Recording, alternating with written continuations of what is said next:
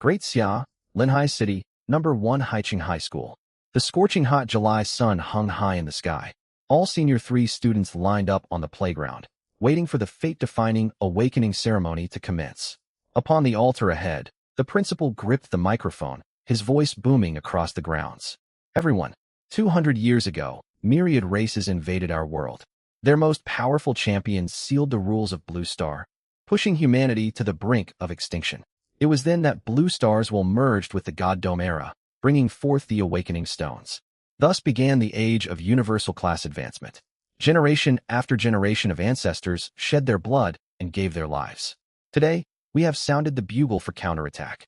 Once the principal got started, he showed no sign of stopping. Sweat dripped from foreheads, soaking the backs of school uniforms. Yi Shaoqing wiped sweat off his chin, his breathing heavy amid the sweltering heat. Restless murmurs rippled through the ranks of students. This old man rambles on for hours every assembly. I'm practically roasting out here. Skip the history lesson already. I just want to awaken my class. Grumbles hummed through the crowd. Sensing the unrest below, the principal cleared his throat deliberately. I know you have grown impatient. Very well then. I shall keep my remarks brief. Another half hour slipped by. Many students' eyes had grown glazed over before the principal raised his voice and shouted. The awakening ceremony officially begins. Students whose names are called shall step forward and touch the awakening stone. The atmosphere on the playground ignited in an instant. Woohoo! Wang Jiahao, Class 1 Senior 3. A tall, lanky boy stepped out from the far left formation. Long bangs covered one of his eyes. Hands tucked into his trouser pockets, he walked slowly toward the altar. He halted before the 6-meter-tall, translucent gray crystal awakening stone and tilted his head upward. Is this day finally upon us, old friend? Shall we fight once more? A moment of stunned silence fell over the crowd, followed by roars of laughter. What on earth is he going on about in front of more than 1,000 people? Just put your hand on the stone already. I could have built a whole house waiting for him. Terminal case of teenage delusions, no hope for him. Undisturbed by the jeers, Wang Jiahao calmly stretched out his right hand and pressed it against the awakening stone's surface. Boom! A deafening crash echoed.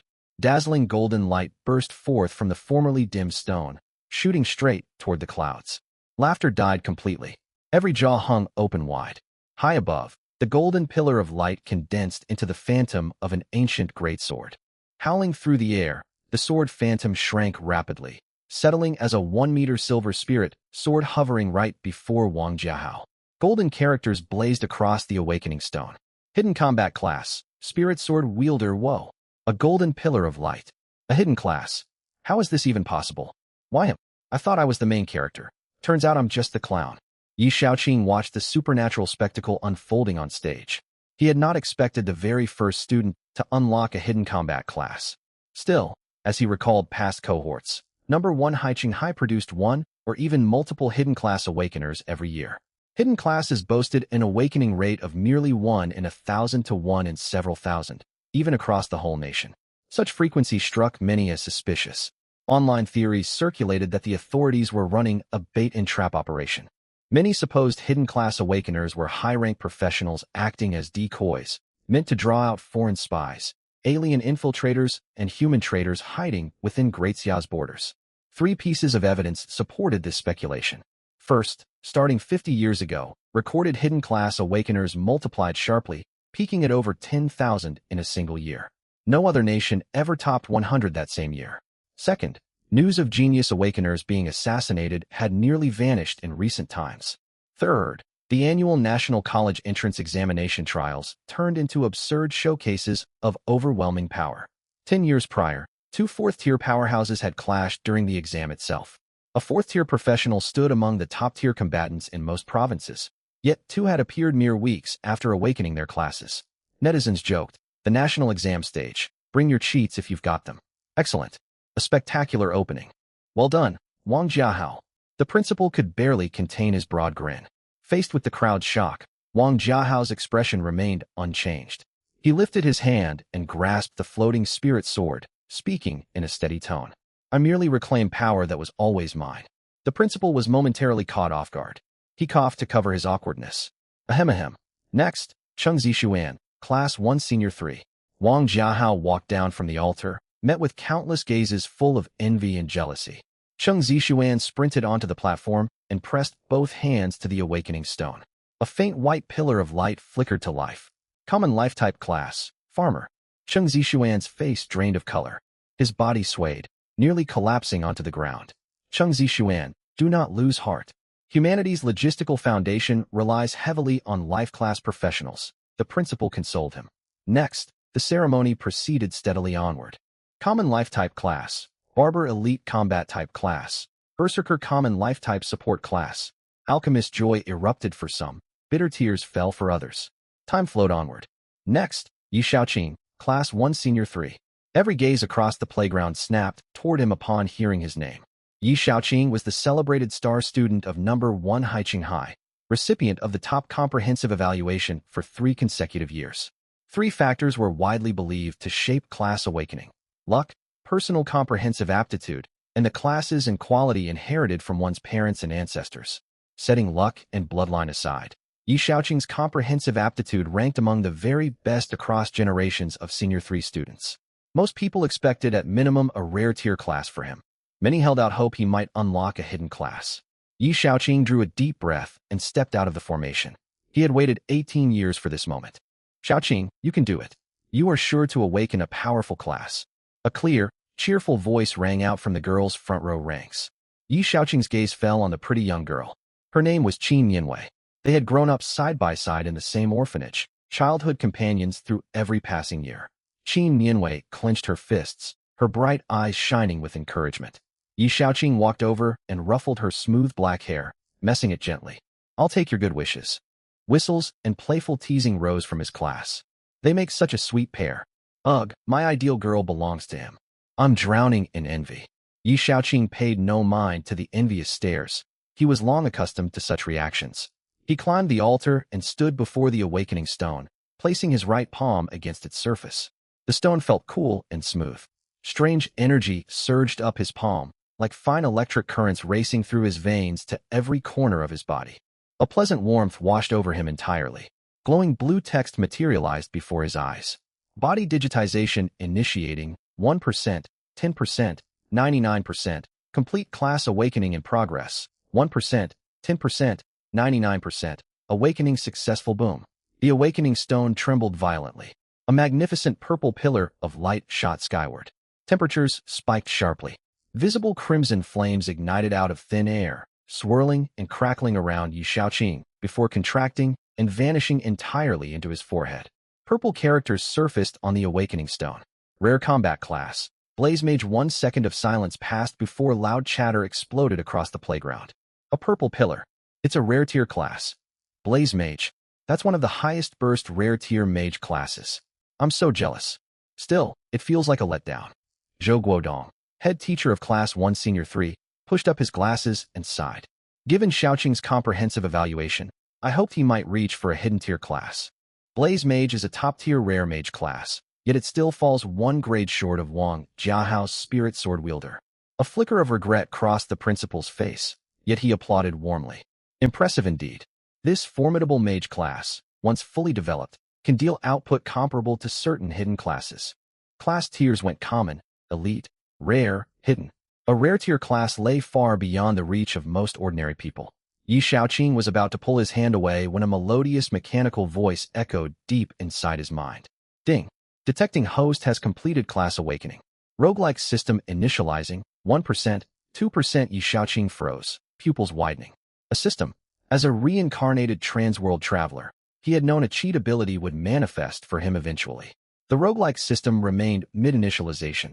Even his status panel was locked. He suppressed his excitement, turned, and walked back to his formation to wait. Qin Nianwei smiled brightly at him. Shaoqing, I knew you would pull it off. Yi Shaoqing smiled back. Thanks to your encouragement. From now on, you are my lucky star. Hee. Qin Nianwei grew bashful at his compliment. My turn is coming soon. I wonder what class I will awaken. If only I get Shield Warrior. Then I can stand in front and protect you. She bowed her head, cheeks flushed pink. With how sharp and capable you are, you might very well unlock a hidden tier class. Then I'll be counting on you to keep me safe. This was no empty comfort. Within number 1 Haiqing High, only Qin Nianwei and Su Hang could match Yi Shaoqing's comprehensive evaluation scores. Speaking of Su Hang, Yi Shaoqing glanced toward the far back of the formation. Su Hang was the third young master of the Su clan, one of Haiqing's four great noble families. His father was a renowned third-tier powerhouse of the city. Though from a prominent household, Su Hang had once pursued Qin Yinwei. For some time afterward, he had fixated entirely on competing against Yi Shaoqing. Time and time again he lost. Every exam rank release found him confronting Yi Shaoqing to declare, "You win this round, Yi Shaoqing, but next time I will defeat you." Yi Shaoqing had grown tired of hearing that line after 2.5 years. Qin Yinwei, Class 1 Senior 3. "Shaoqing, it's my turn." Qin Yinwei took a deep breath and squeezed her small fists. "Good luck." "Got it." Qin Yinwei stepped onto the altar and laid her palms softly against the awakening stone. In an instant, daylight faded. The blazing July sky was swallowed by thick, tangible shadow. Thousands of teachers and students stared upward in shock. From within the darkness, a colossal golden pillar of light burst out of the awakening stone, piercing straight toward the firmament. Infinite light elements gathered high overhead, coalescing into a 100-foot-tall holy phantom with 6 wings spread wide. An aura of sanctity, majesty, and inviolable power rolled outward like a tidal wave. The pillar flowed backward, enveloping the girl completely. Qin Yinwei lifted off the altar ground, floating midair. 3 pairs of pure white holy wings unfurled behind her. Her jet-black hair gradually turned brilliant silver white. Blazing golden words pulsed across the awakening stone. Hidden combat class, Holy Light Angel. Dead silence reigned for a heartbeat before the whole playground erupted. "Huh." The principal's weathered face split into an overjoyed grin. "Holy Light Angel. She is genuine top-tier, national championship material." 10 years had passed since the infamous exam, where 2 fourth-tier examinees clashed. Since then, prodigies had toned down their displays of power. Each province held only 10 championship slots. Holy Light Angel combined devastating combat power, buffs, healing, purification, protection, and resurrection, making its wielder a genuine contender for championship honors. Good heavens! 6-winged angel. She looks breathtaking. That aura feels almost reverent just to behold. Yi Shaoqing stood among the crowd, watching the silver-haired, 6-winged figure on the altar. He never imagined his childhood friend would awaken such an apex hidden class. Without his newly triggered system, he would truly end up relying entirely on her strength. Golden radiance faded, wings dissipated, and Qin Yinwei landed lightly. Her hair returned to its natural black. The very first thing she did upon opening her eyes was locate Yi Shaoqing down below. The being that had radiated sacred, untouchable grace moments before leaped down from the altar and hurried straight toward Class 1. Under the envious gazes of the entire school, she ran into Yi Shaoqing and wrapped both arms around his waist, tilting her face upward with eyes curved into bright crescents. "Shaoqing, I really awakened a hidden tier class. Now I can protect you." Yi Shaoqing stroked her hair gently. "You have done wonderfully." He felt a quiet sense of warmth. The young girl had truly grown. Gasps rippled through the surrounding crowd. "I'm burning with envy. They are such a lovely match. How can someone have it all?" He unlocks a powerful rare mage class, and the top hidden class prodigy dotes on him openly. Qin Yinwei buried her face firmly against his chest, too embarrassed to lift her head. Her neck flushed bright red. Yi Shaoqing chuckled softly at her shyness. "Su Hang, Class 1 Senior 3. The principal's voice cut through the buzzing atmosphere. Su Hang strode forward from the back of the ranks. As he passed Yi Shaoqing and Qin Yinwei, his mouth twitched. The pair showed little regard for the onlookers around them. He had once pursued Qin Yinwei, yet her eyes had always rested only on Yi Shaoqing. So Su Hang had resolved to win Yi Shaoqing over through competition, hoping to gain her notice. For 2.5 years, defeat followed defeat. Surpassing Yi Shaoqing in some field had turned into an obsession. Su Hang halted and fixed Yi Shaoqing with a hard stare. "Yi Shaoqing, I will not lose to you this time. Give it your best shot." Girls standing nearby whispered among themselves. There is something dramatic about the dynamic between those two. Too much fan speculation will rot your brain. Drama makes life more interesting. Afraid of more absurd rumors spreading, Su Hang did not linger. "Watch closely," he said, turning and marching onto the altar. Both hands pressed against the awakening stone. Another brilliant golden pillar shot skyward. A dragon's roar echoed from the heavens. Hidden combat class, Dragon Scale Battle Soul. The crowd burst into fresh exclamations. Yi Shaoqing paid little attention. His roguelike system had finished loading. Ding. Roguelike system fully online. Status panel unlocked. System rules. Every time the host levels up, one roguelike trait selection is granted. 3 random traits will be presented, with at minimum 1 trait compatible with your current class guaranteed. Detecting first-time system activation. New user bonus distributing, obtained 1 free draw. Note, this draw is guaranteed to include 1 golden grade trait. His golden finger had finally arrived. Heart racing with anticipation, he gave the mental command, execute draw. Multicolored specks of light swirled before his vision, coalescing into 3 floating cards. Intricate Gear and Star Trek patterns decorated their reverse sides. The 3 cards flipped simultaneously. 1 glowed soft white, 1 shimmered eerie purple, and the middle card blazed with blinding golden radiance. Might Eye White, Strength +3. Greed's Bite Gold. Every defeated unit grants 1% of its maximum health to you. No upper limit. Multicast Eye Purple. Cast any spell to unleash an additional free copy with no mana cost. If only he could pick all 3 without watching ads. After brief consideration, he ignored Multicast, a purple trait many mages would kill for, and mentally locked onto the radiant golden card in the center.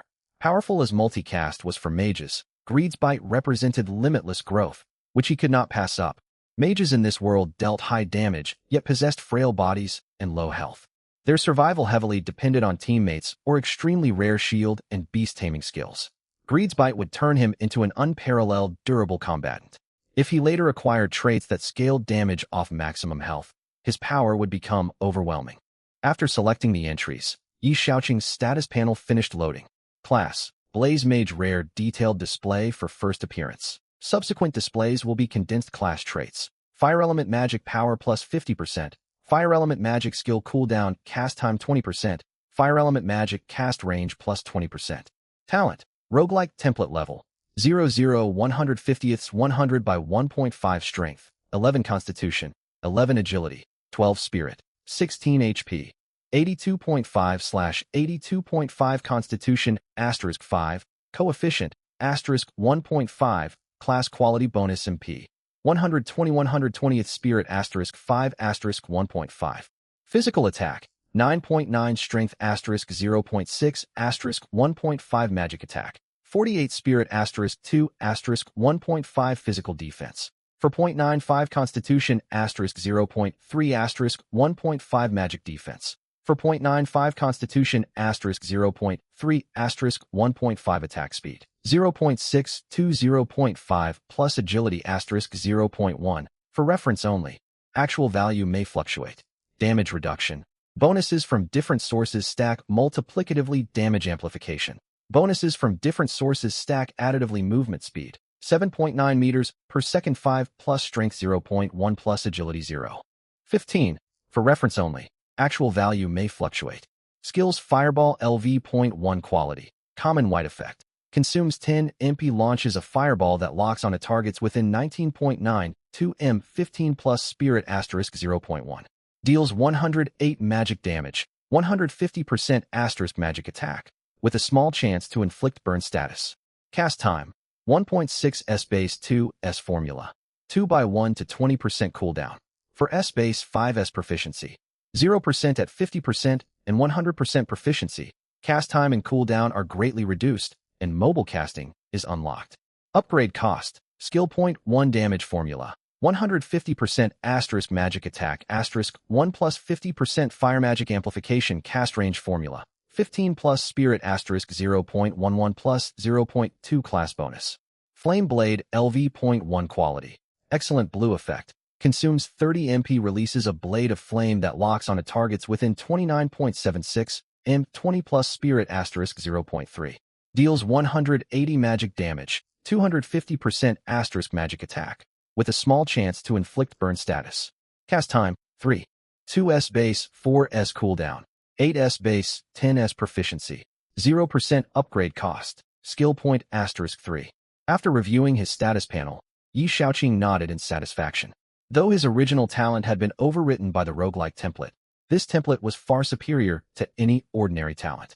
His base 4 attributes all exceeded 10, while the average starting stat for profession bearers in Great Xia stood at 10.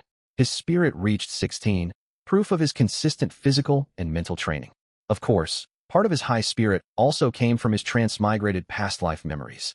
High spirit paired with the rare class bonuses granted him terrifying bear equipment magic attack, Nearly all base stat conversions were multiplied by 1.5, a fixed bonus from class quality. In this world, class qualities are common, elite, rare, and hidden. Disparities between qualities extend beyond class traits and skill trees, including stat conversion multipliers. If the multiplier for common quality classes is set to 1, elite equals 1.1, 1.2, rare equals 1.3, 1.5, hidden equals 2 to 2.5. Take an ordinary common quality mage. 1 constitution equals 5 HP plus 0.3 dual defense, 1 strength equals 0.6 physical attack, 1 spirit equals 5 MP plus 2 magic attack. As a rare quality blaze mage, Yi Shaoqing possessed a fixed 50% bonus. 1 constitution equals 7.5 HP plus 0.45 dual defense, 1 strength equals 0.9 physical attack, 1 spirit equals 7.5 MP plus 3 magic attack. Different class archetypes use distinct conversion formulas.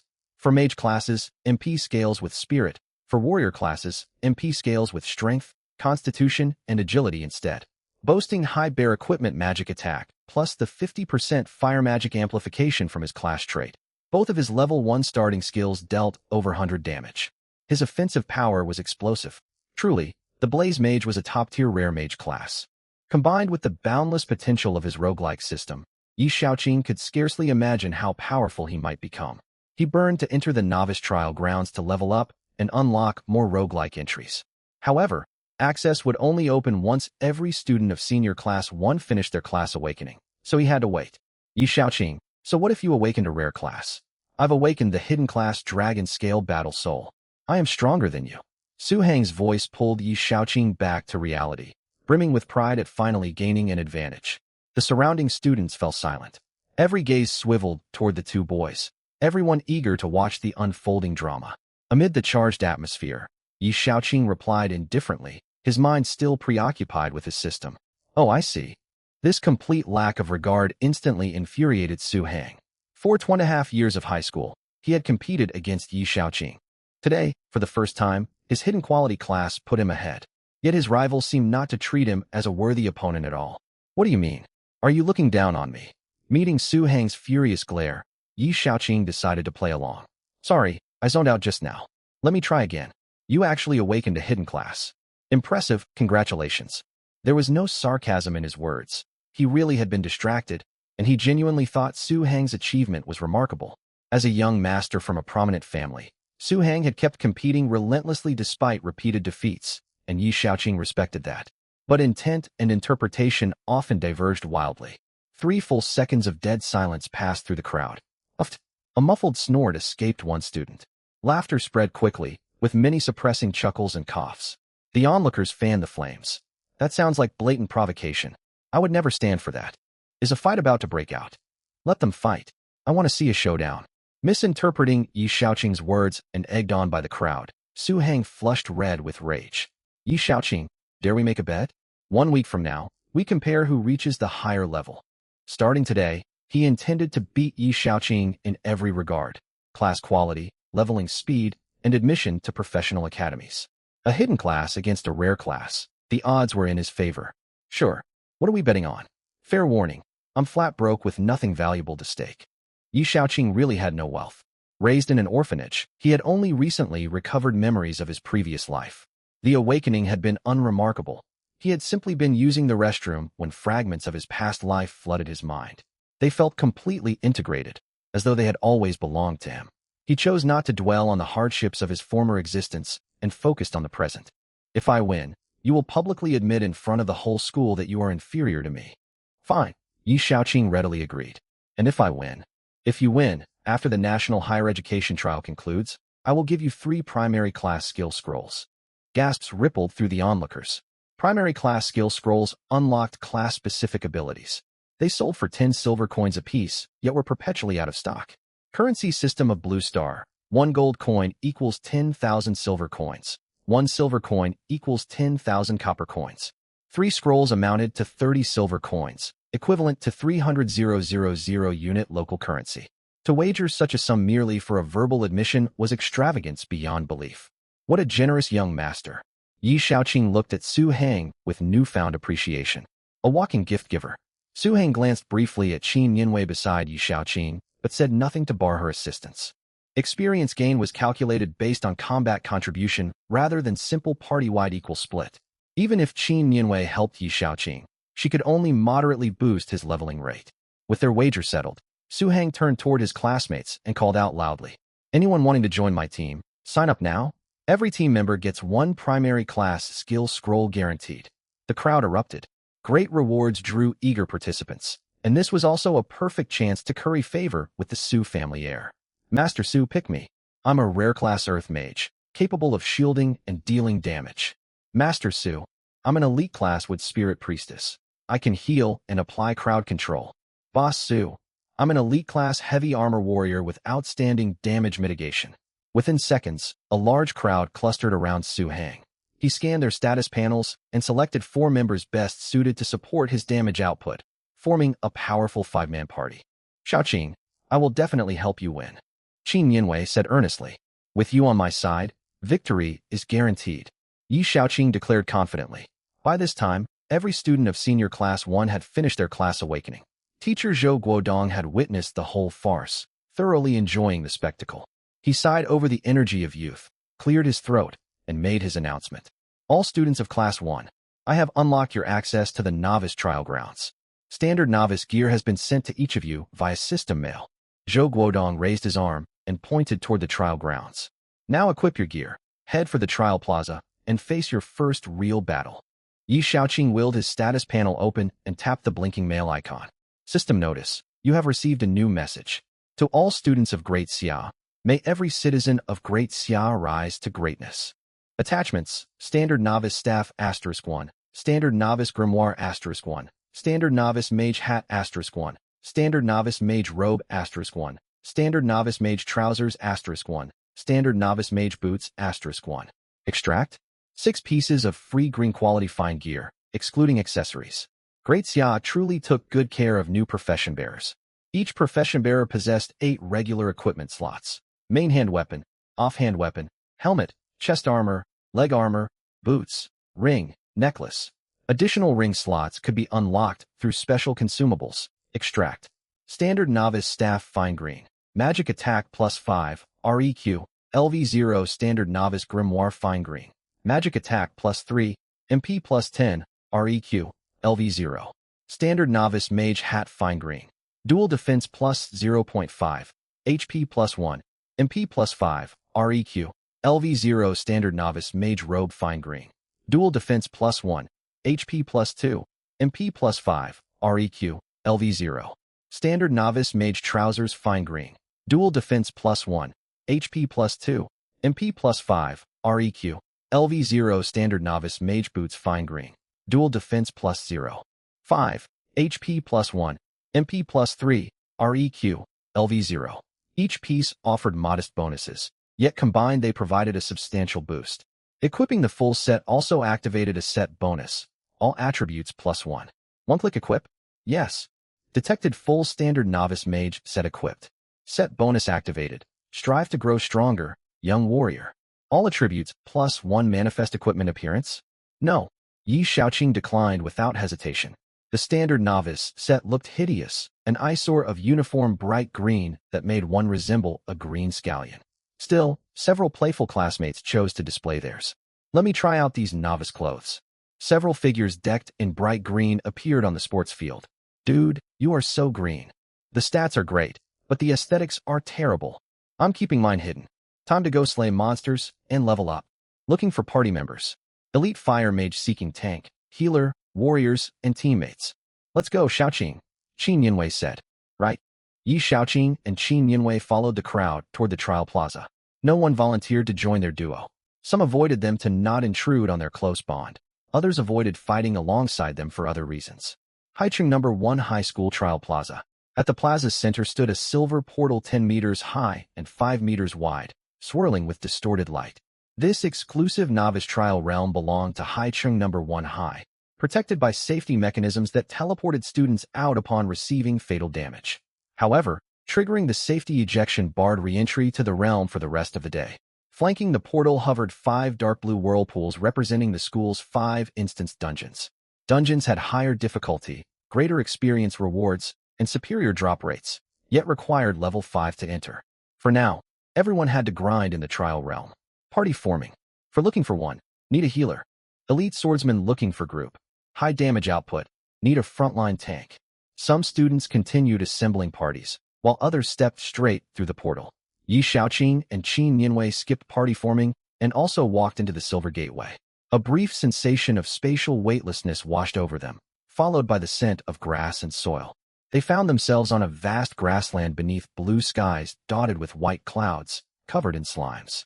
So many slimes, all juicy experience points for me. Dude, your laugh is eerie. Quit chatting. Most students haven't arrived yet. We need to farm fast. Once crowds flood in, monsters will be scarce unless we head to higher level zones. As the first class to awaken, they entered the realm ahead of most others. Aren't slimes kind of cute? Qin Yinwei squatted down, eyes sparkling as she watched a slow-moving pink slime. Your sense of priority is a little off, Yi Xiaoqing commented. Yi Xiaoqing mentally locked onto the nearest green slime. Its stat panel popped into view.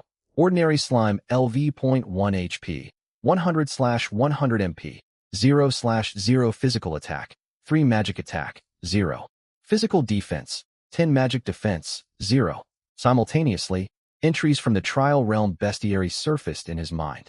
Traits: very low attack power, slow movement, strong regeneration. Weak point: slime core.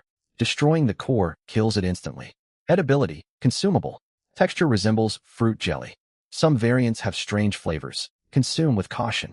Was the edibility note really necessary? Nearby came an excited shout.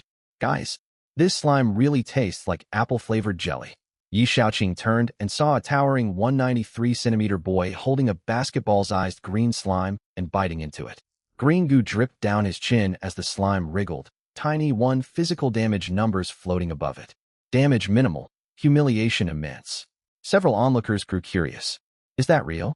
You can actually eat them? Now I'm feeling hungry. Try the pink one over there. Maybe it's peach-flavored. Others grabbed slimes and bit down. Peach flavor not bad. Why is mine mustard-flavored? It burns. Yi Xiaoqing's mouth twitched watching the group of experimental eaters. One reckless example had inspired many imitators. Truly a special group. Is the pink slime really peach-flavored? Qin Yinwei asked curiously. Seeing her curious expression, Yi Xiaoqing massaged his temples. She had also gotten distracted by the strange trend. Yinwei, we can have adventurous tastes, but let's not go that far. Hee, I'm just curious. I won't actually eat one. Xiaoqing, should we farm here?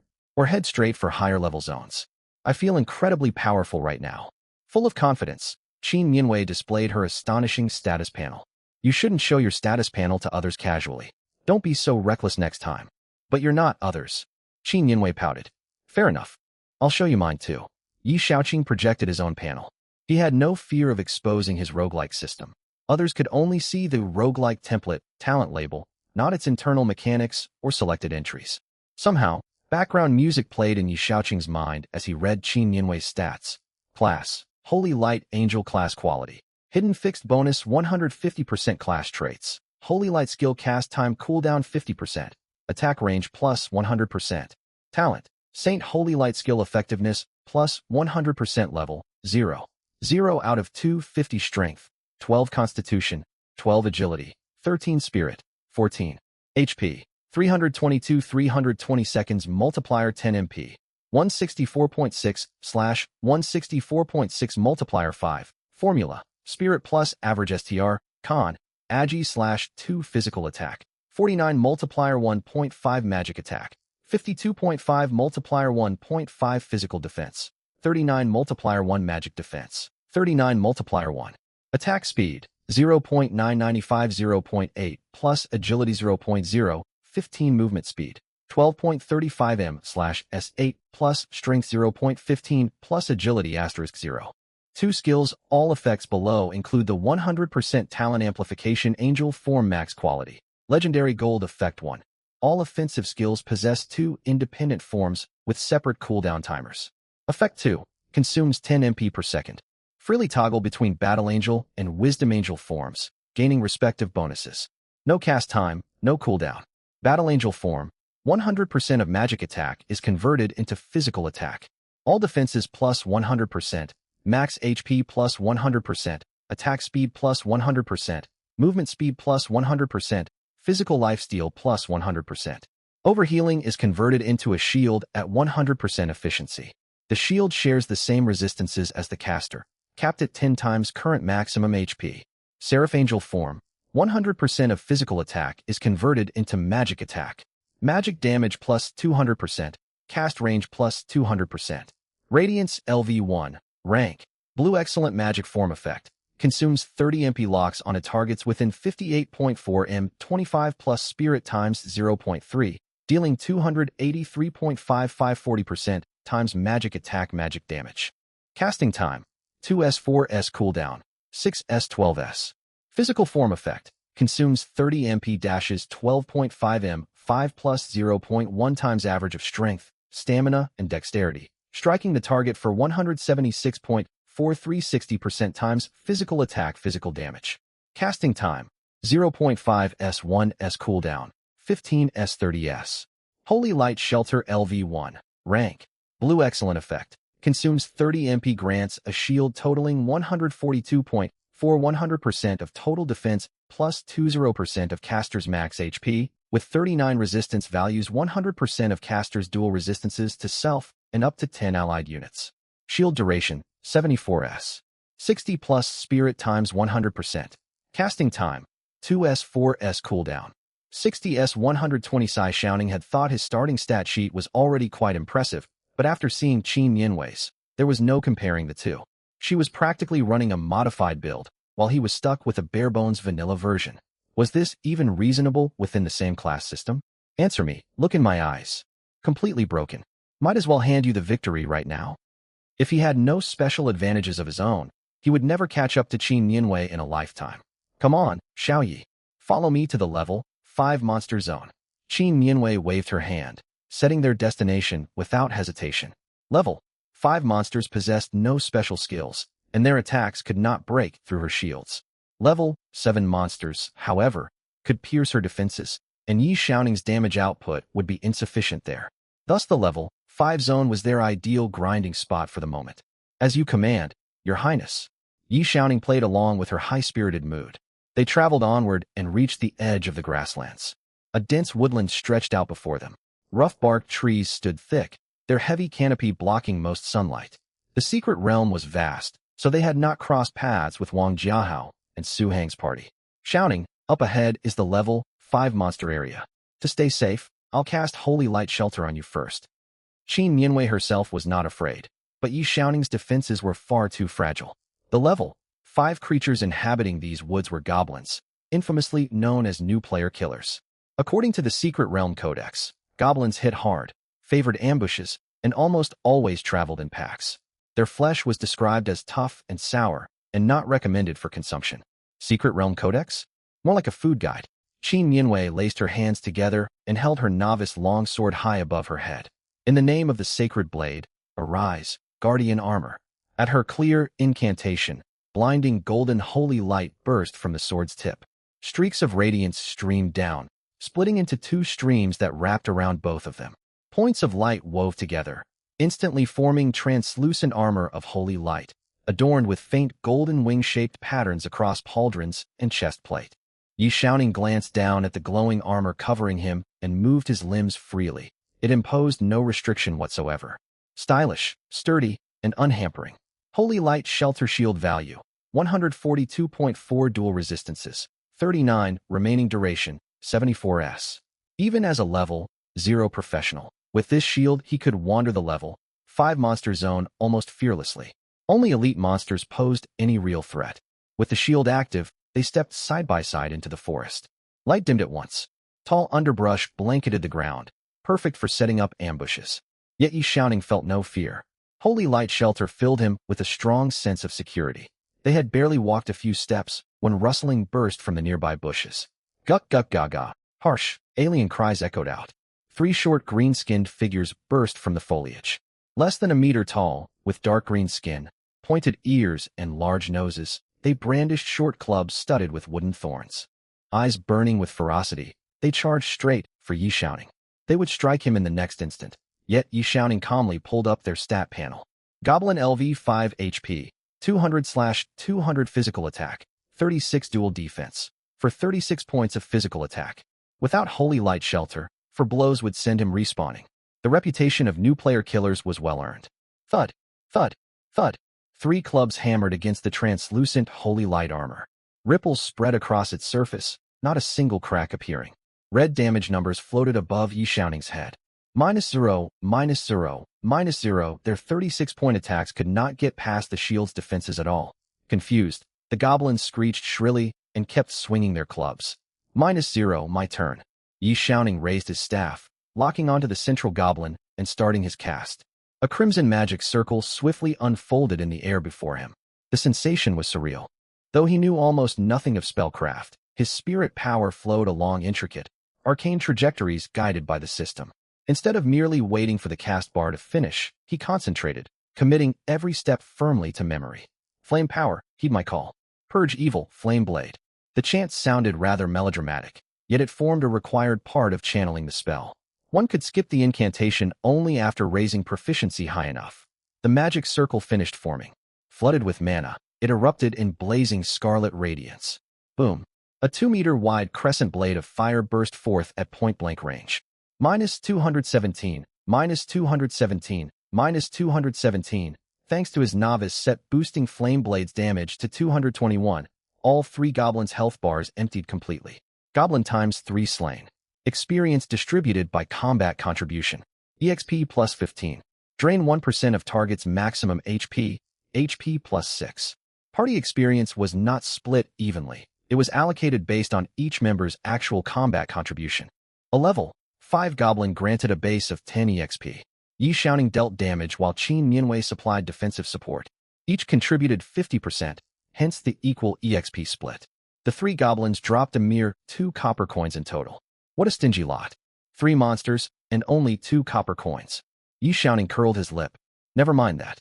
Let's hurry and level up and tackle dungeons. Together we'll mow everything down. Qin Nianwei's fighting spirit burned bright. I'll do the mowing noises, you handle the actual mowing. Unless he got exceptionally powerful bonus traits, Yishaoning knew he could not close the gap to Qin Nianwei anytime soon. They exchanged grins and pressed deeper into the woods. Thanks to Holy Light Shelter, whose duration far outlasted its cooldown, they roamed freely through the level 5 zone. As for mana costs, as a hidden class professional, Qin Nianwei received a daily allowance of 50 primary mana restore potions and 50 health restore potions. Primary mana recovery potion instantly restores 100 MP on use. Cooldown 120s. Primary health recovery potion instantly restores 100 HP on use. Cooldown 120s. On the open market, these potions sold for 100 copper coins and 50 copper coins respectively. As a rare class professional, Yishaoning received 20 of each per day.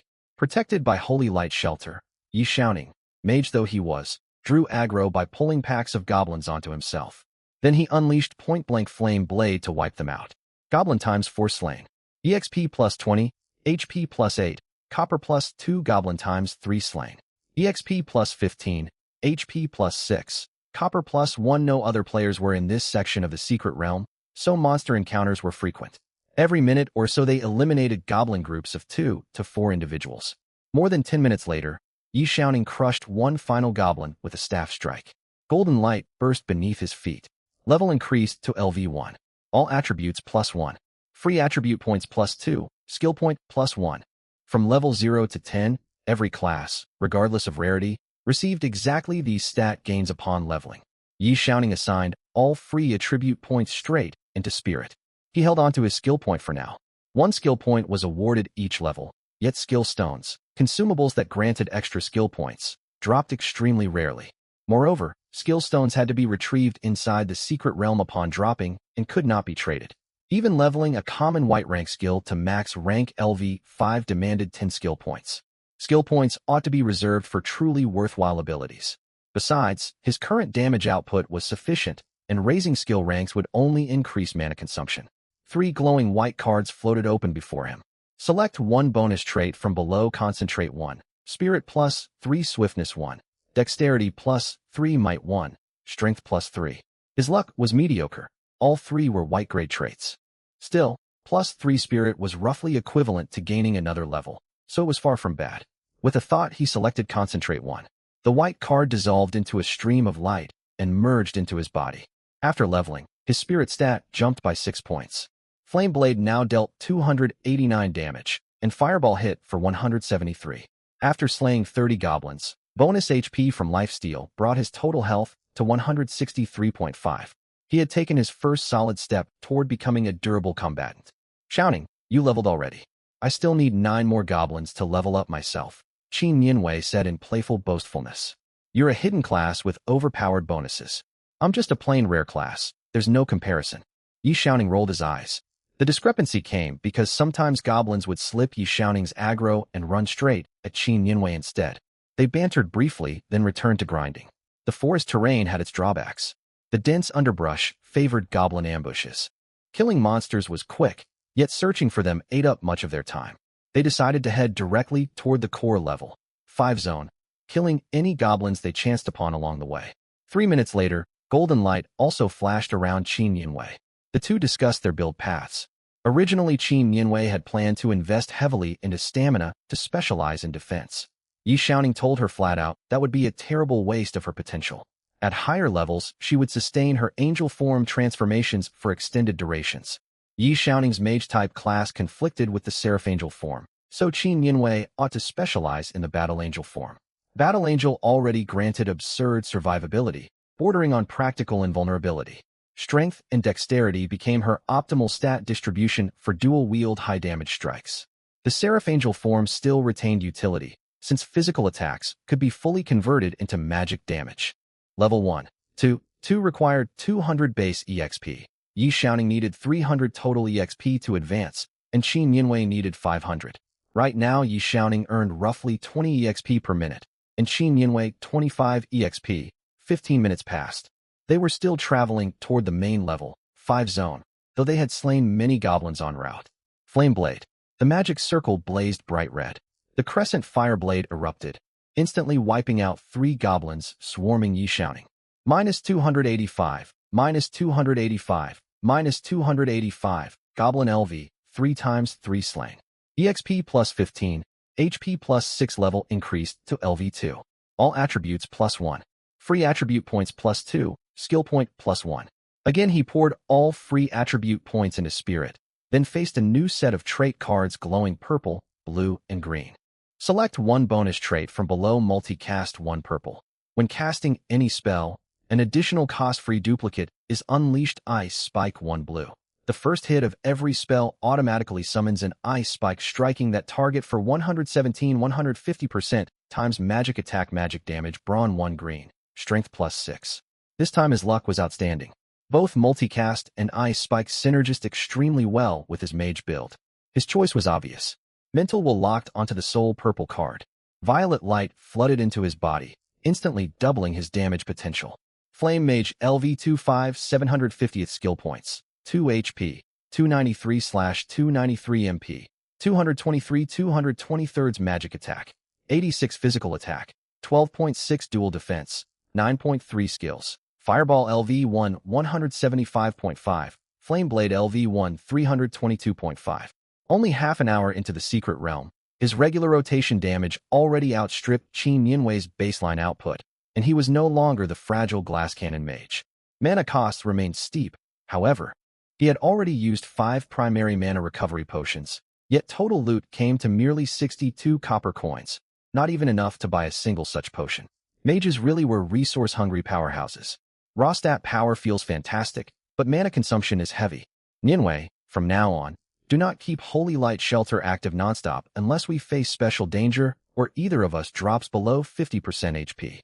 Yi Xiaoning reveled briefly in mindless high-power combat, then re-engaged his tactical thinking. What? But what if you get ambushed? Qin Nianwei objected. Goblins cannot break my shields, yet with your health and defense you cannot take many hits. Silly girl. Numbers are great, but remember I ranked first in practical combat coursework. Practical coursework covered scouting, counter-ambush tactics, environmental analysis, aggro drawing and redirection, finding safe casting positions, and much more. Qin Nianwei tried to argue, but Yi Xiaoning cut her off. Take a look at my health bar first. Yi Xiaoning displayed his current HP value, 293/293. Qin Nianwei stared in complete bewilderment. That health pool rivaled pure tank rare class warriors built entirely around stamina. Wait a minute, are you using some hidden power? Can't help it. My childhood friend is so overwhelmingly strong, I have to keep up. Fine, I won't hide it. I do have special advantages, Yi Xiaoning said with a grin. Wow. Qin Yinwei asked no further questions. She suspected it stemmed from his undocumented roguelike template talent. Professional talents could take wildly varied forms and did not always match one's class. It was not unheard of for a mage to unlock tank-oriented innate gifts. Following the secret realm map markers, they advanced toward the level 5 monster zone. Without Holy Light Shelter acting as a safety crutch, both paid sharp attention to their surroundings. Goblins rarely managed to spring surprise attacks. Yi Xiaoning would unleash dual flame blasts from 20-odd meters away. Goblin times 3 slain. EXP plus 30, HP plus 6 goblin times 4 slain. EXP plus 40, HP plus 8 goblin times 4 slain.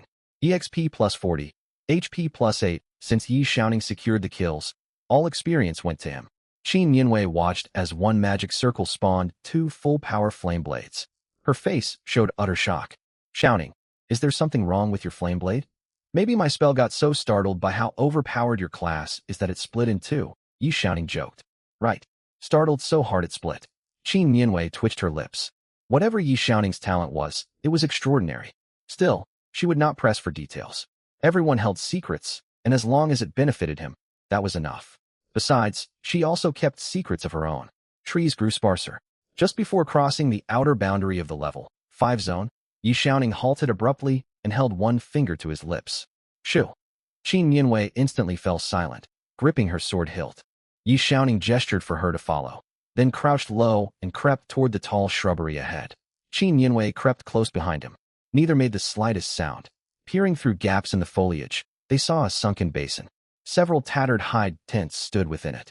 This was a small goblin encampment. 30 ordinary goblins patrolled inside, alongside 2 elite monsters. The goblin archer stood deep within the camp. He carried a meter-long bone bow, his quiver stuffed full of arrows. Yellowish eyes scanned the surroundings warily. Near the camp perimeter loomed a towering brute more than 2 meters tall. Rippled rock-hard muscles bulged beneath dark green skin. He dragged an enormous spiked club in one hand. Goblin Archer LV5 Elite HP, 300/300 MP, 50/50 its physical attack, 60 dual defense, 5 skill. Charge shot consumes 10 MP channel 1.5s. Dealing 96-160% times physical attack physical damage to targets within 30 m. Cooldown, 8s. Big Goblin LV5 Elite HP, 700/700 physical attack, 40 dual defense, 20 skill. Berserk passive. Enter Berserk mode when HP drops below 50%. Physical attack, attack speed, movement speed, and dual defense plus 50%. While Berserk, lose 1% max HP every second. Only these 2 elites could punch through their defenses. The regular goblins posed little threat. Yi Xiaoning and Qin Yinwei worked out their plan through silent hand signals. The goblin archer was positioned too deep inside camp. Yi Xiaoning's flame blade lacked range, and Qin Yinwei's regular radiance barely fell short of finishing him in one hit. They decided to focus fire the patrolling big goblin first. Hiding behind the bushes, Yi Xiaoning raised his staff to begin channeling. Qin Yinwei also lifted her sword like a spell, focused to cast. At the same moment they rose, aiming toward the big goblin. Golden and crimson magic circles blazed side by side. Holy light, shine forth, radiance. Flame power, heed my call. Qin Yinwei's spell finished casting earlier. The golden magic circle unleashed a blinding beam of light. Radiance shot forward like a spear, slamming hard into the big goblin's broad back. Minus 283. Over a third of his 700-point health vanished instantly. Roar! The big goblin bellowed deafeningly and spun around, bloodshot eyes locking straight onto the bushes. At that exact moment, the 30 goblins inside camp all whirled toward them. Screeching, they brandished weapons and surged forward like a green tide. Having cast radiance, Qin Yinwei gripped her sword hilt with both hands and lifted it high, seamlessly channeling Holy Light Shelter. After this fight she expected to level up, so she no longer worried about mana expenditure. With countless monsters swarming in, and her forced to prioritize taking out the goblin archers, it was nearly impossible for her to hold aggro on every single goblin. Once Yi Xiaoning got closed in on, his channeled spells would get interrupted all too easily. As a mage, he would be reduced to swinging his staff like a crude club. But under Holy Light Aegis, goblin attacks could not pierce his defenses and dealt no real damage to Yi Xiaoning, leaving his spell casting safe from interruption. in the name of the Holy Sword. At the same time, Yi Shaoqing finished channeling his spell. Burn away all evil, flame blade. Crimson magic runes blazed to life. 2-2-meter wide crescent flame blades shot forth simultaneously, striking the large goblin more than 10 meters away in the blink of an eye. Boom, boom. Minus 302.5. Minus 302.5.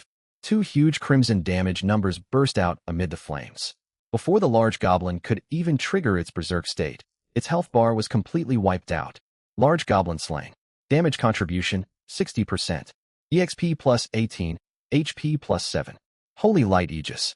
Meanwhile, Qin Yinwei held her longsword high. Brilliant radiance bloomed, weaving glowing holy armor over both of them. The goblin archers closed the distance to 40 meters, knocking arrows and beginning to charge their shots. 30 other ordinary goblins swarmed forward, fangs bared. Charge! Qin Yinwei gripped her sword tight and charged head on into the goblins. Yi Shaoqing advanced slowly at a pace that would not break his channeling, as crimson runes rapidly formed in front of him. Burn with searing might, fireball. Aiming for the densest cluster of goblins, he launched 2 basketball-sized blazing white fireballs. They quickly overtook Qin Yinwei and crashed into the goblin ranks. Boom, boom. Roaring flames engulfed a 1-meter radius area, fire waves surging outward. Minus 189.5. Minus 189.5. 4 ordinary goblins caught in the explosion instantly had their health depleted. For goblins slain. EXP plus 20, HP plus 8. The fireballs failed to shatter the goblin formation. The front, most goblins swung spiked clubs, smashing toward Qin Yinwei, who was now within striking distance. Qin Yinwei leaped upward, stepping lightly on goblin heads like a dragonfly skimming water. Using the momentum, she soared straight toward the goblin archers. Behind her, the goblin archer seized the opening. It loosed its charged arrow the exact moment Qin Yinwei hung mid-air. Yi Shaoqing's eyes narrowed. The timing of this shot was perfectly calculated. He wondered how Qin Yinwei would respond, though no matter what she did, the final outcome would not change. Hanging in mid-air, Qin Yinwei wore a focused expression. She chose not to rely on Holy Light Aegis to tank the hit, even though the charged arrow would at most deplete 1/3 of her shield. Twisting her wrist, she swung her sword, cleaving the incoming charged arrow dead on. Much of the arrow's power was neutralized. The remaining force could no longer breach her defenses. -0, Yi Shaoqing's eyes lit up. Perfect counter, offensive defense. Counter, offensive defense was an advanced combat technique hard to master. You offset enemy damage with your own strikes, demanding sharp reflexes and solid battle experience. Leaping past blocking goblins, Qin Yinwei rolled forward the instant she landed, sprang back to her feet, and sprinted full speed at the goblin archer. The goblin archer knocked and loosed arrows in an attempt to slow her advance. One arrow was sliced apart, the other dodged. Soon Qin Yinwei closed the gap to merely 10 meters. It was too late for the archer to pull back. Mid-sprint, Qin Yinwei drew her sword. Her figure turned into a streak of golden light that pierced through the goblin archer's body. Radiance, physical form. -198. 2/3 of the archer's health vanished in an instant. Qin Yinwei gave it no chance to retaliate. 2 more sword strikes finished it off. -51.5. -51.5. Meanwhile, both of Yi Shaoqing's skills were on cooldown. He sprinted straight toward the 10 goblins charging him. The other dozen goblins had turned to chase Qin Yinwei. Yi Shaoqing and the goblins charged straight for one another. Goblin blows landed on Yi Shaoqing, stirring only faint ripples across his holy armor. Strings of -0 popped up continuously. Surrounded by goblins, Yi Shaoqing waited for Flame Blade's cooldown to finish. 3, 2, 1, 0. Cooldown complete. He cast the spell point, blank. Searing power, Flame Blade. Under his command, 2 Flame Blades shot out left and right, slaying 8 goblins in one go. The last 2 survivors were finished off with a single fireball. 10 goblins slain. EXP plus 50, HP plus 20. With the fight over, Yi Shaoqing turned his gaze to the other side of the battlefield. Surrounded by more than a dozen goblins, Qin Yinwei swung her sword freely. She barely needed to fear their attacks, and every 4 strikes brought down 1 goblin. Yi Shaoqing held back from stealing kills. If she defeated these monsters, Qin Yinwei would level up to LV2. In little more than a minute, Qin Yinwei cut down all the remaining goblins and reached LV2. This is what real combat feels like. So thrilling. Her cheeks flushed bright red, not from exhaustion, but pure excitement. Wait till we reach the high-level zones. You'll get plenty of chances to shine. Yi Xiaoqing had not expected Qin Nianwei to possess the heart of a battle fanatic. Come on, let's check what loot dropped. Qin Nianwei hurried over to collect spoils, brimming with excitement. They quickly cleaned up the battlefield. Total loot, 41 copper coins, 1 fine steel ring. Fine steel ring green, rare, strength +1, physical attack +8. Requirement. Level 5. The fine steel ring had dropped from the goblin archer. The large goblin had yielded nothing but copper coins. You have amazing luck, getting accessory drops. Drop rates inside the secret realm were abysmally low, and accessories had the worst drop chance of all gear. Her luck was good enough for buying lottery tickets. From now on you shall address me as Qin Nugulu, goddess of fortune Nianwei. Having reaped rich rewards on the edge of the level 5 monster zone, both were in high spirits. Stepping out of the tangled forest, their view opened wide. A vast grassland stretched ahead. Ankle-high grass swayed in the wind. In the distance, packs of gray wolves roamed. Yi Xiaoqing locked onto the nearest wolf. Gray wolf LV7, HP, 300 300ths MP, 30 30ths, physical attack, 45, defense, 12 skill, savage claw costs 10 MP, deals 63, 140% asterisk physical attack, physical damage. Cooldown, 30s. Secret Realm Codex entry, high attack power, fast movement speed. Has a chance to call for allies during combat. Its meat is tender and perfect for roasting. These gray wolves were tailor-made experience packs for them. Goblins in the level 5 zone were hard to track down. Out on this open grassland, every monster was visible. Even better, wolves could summon allies to join the fight. His current damage output was more than sufficient. Dual-stack fireballs could kill them in one hit. Even 2 separate flame blades dealt enough damage to finish a gray wolf. Everything was perfect. After a brief tactical discussion, Qin Nianwei would rush in to draw aggro and deal consistent auto-attack damage. Yi Xiaoqing would stay at safe range to dish out range damage. They would only cast protective shields if either of their health dropped below 50%. Though Qin Nianwei's class made things rather easy for her, she dreamed of becoming a master of precise combat maneuvers. Their plan set, Qin Nianwei raised her sword and charged toward the closest wolf pack. Wind tangled her black hair as she entered the wolves' aggression radius. 4 gray wolves snapped their heads toward her, amber eyes fixed on their target. A whoa! 3 wolves charged straight at Qin Nianwei. The 4th stayed back, throwing its head back and howling. A whoa! At the howl, wolf packs within call range began rushing toward their location. Whether by good fortune or bad, the hidden ally, call skill had triggered right as combat began. Qin Nianwei clashed with the 3 incoming wolves. She twisted and dodged through their assaults, trying to land at least 1 strike on every wolf. -52, -52. Once it finished summoning reinforcements, the 4th wolf joined the fray. Surrounded by 4 wolves, Qin Nianwei inevitably took hits. Real-world combat was nothing like training. Still, wolf basic attacks could barely break through her defenses. -1. -1. Searing power, flame blade. Yi Xiaoqing completed his channeling. He adjusted his aim, sending 2 flame blades arcing off at slight angles towards separate targets.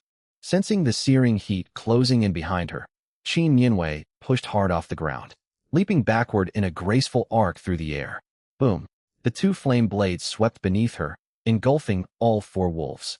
-310.5, -310.5, 4 identical red damage numbers popped out almost simultaneously. The 4 wolves' remaining health vanished completely. 4 gray wolves slain. Damage contribution 50%.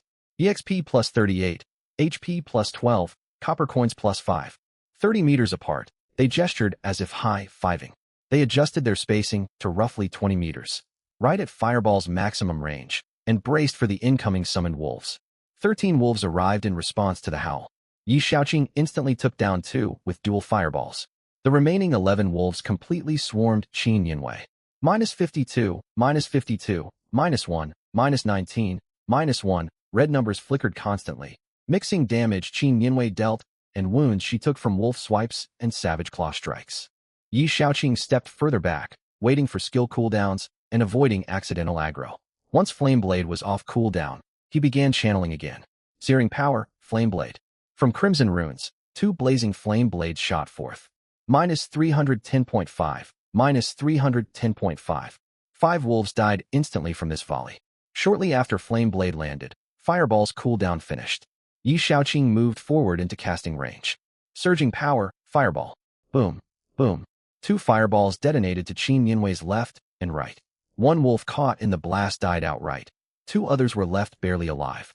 While Yi Shaoqing waited for his next fireball, Qin Yinwei finished off the low-health wolves and wore down 3 more to execution range. Then 2 bursts of flame wiped out the last 3 wolves. 13 gray wolves slain.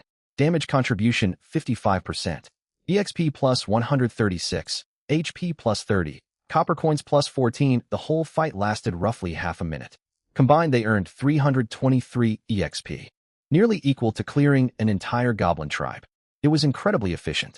They kept using the same strategy to rapidly farm wolves across the grassland. 18 gray wolves slain. Damage contribution 60%. EXP plus 205.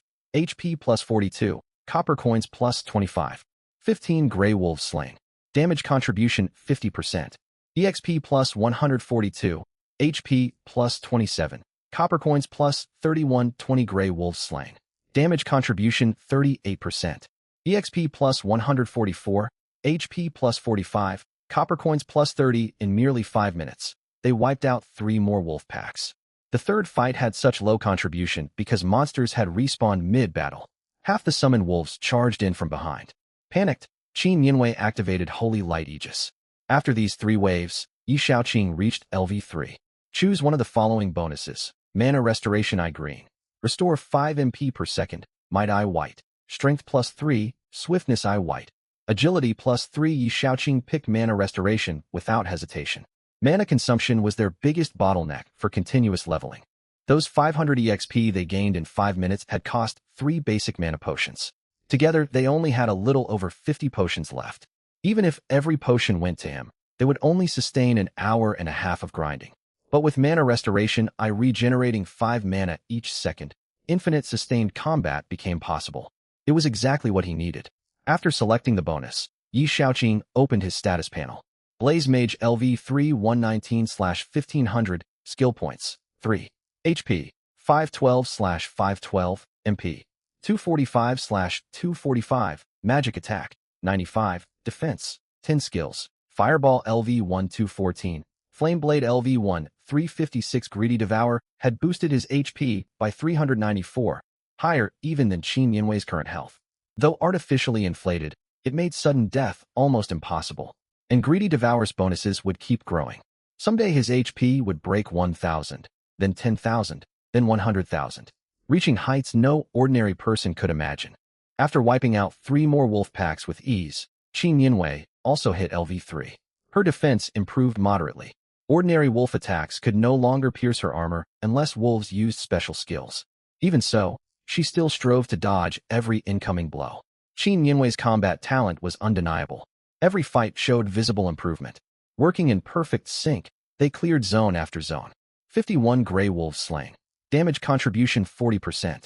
EXP plus 388. HP plus 136. Copper coins plus 71. 95 gray wolves slain. Damage contribution 60%. EXP plus 1083. HP plus 255. Copper coins plus 153. 20 minutes later, golden light burst around Yi Shaoqing once more.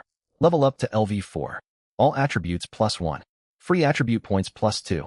Skill points plus 1. Choose one bonus from the list below. Focus 2 white. Spirit plus 6 upgraded from plus 3 to plus 6. Toughness Eye White. Constitution plus 3. Might Eye White. Strength plus 3. It seemed his luck had run out. Only baseline bonuses were available. Without overthinking it, Yi Shaoqing selected Focus 2. White light washed over him. His spirit rose to 35, pushing his base magic attack above 100. Suang thought he could compete with us? Look at how fast we're leveling. Qin Yinwei grew annoyed just mentioning Suang. The man clung to them like a persistent pest. Pay no mind to our walking loot bag. Let's keep leveling.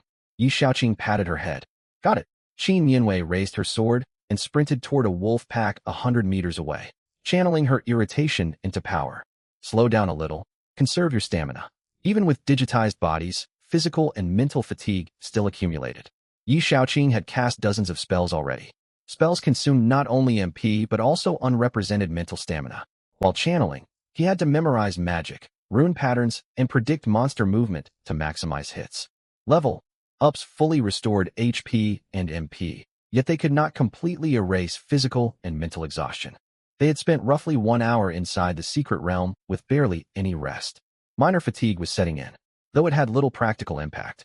Qin Yinwei's movement speed hit roughly 14.5 meters per second, more than half again faster than Yi Shaoqing.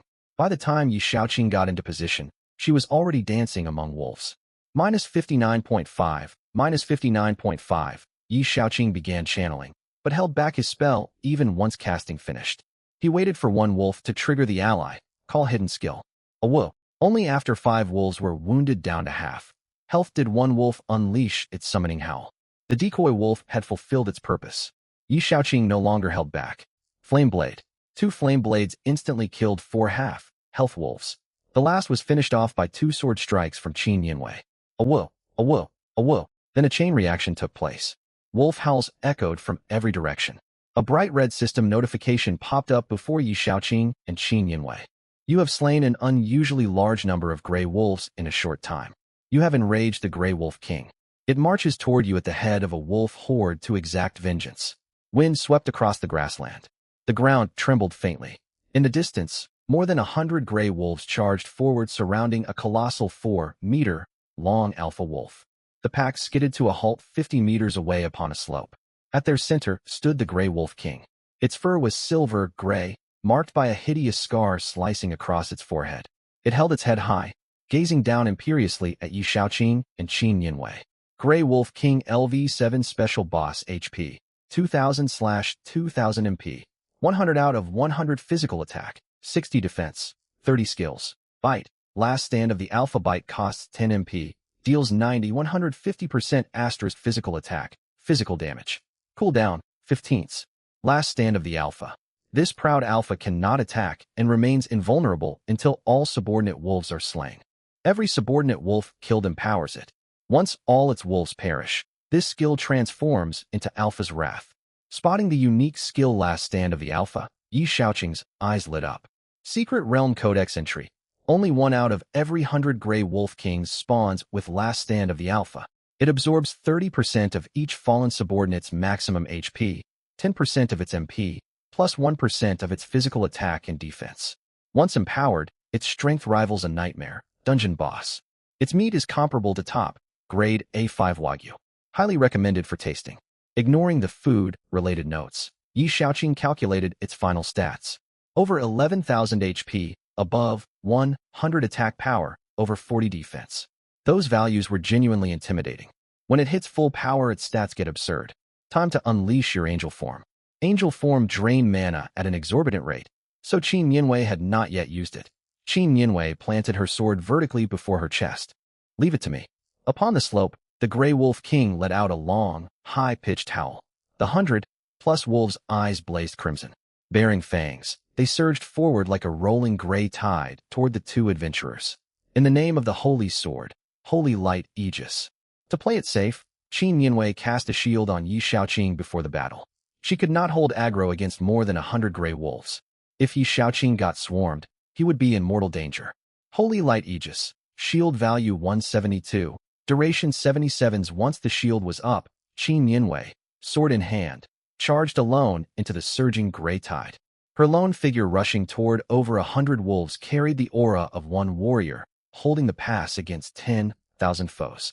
Qin Yinwei plunged straight into the wolf pack and was quickly surrounded on all sides. Minus 59.5, minus 59.5, bright red damage numbers kept popping up, occasionally interspersed with minus 0 or minus 16.5. As expected before combat, the gray wolves split into 2 groups. More than 80 closed in on Qin Yinwei, while 23 headed straight for Yi Shaoqing. When the wolves were still over 20 meters away, Yi Shaoqing finished channeling Flame Blade. Flame Blade. 2 streaks of flame shot horizontally forward. Minus 412. Minus 412. The 5 leading gray wolves were swallowed by fire in the blink of an eye. Their 300-point health bars were completely depleted, overkilling them by 112 damage. Gray Wolf times 5 slain. EXP plus 95. HP plus 15. Right after casting Flame Blade, Yi Shaoqing began channeling Fireball without delay. Boom boom. Minus 232. Minus 232. The combined damage of the 2 fireballs burst down 3 more wolves. Gray Wolf times 3 slain. EXP plus 57.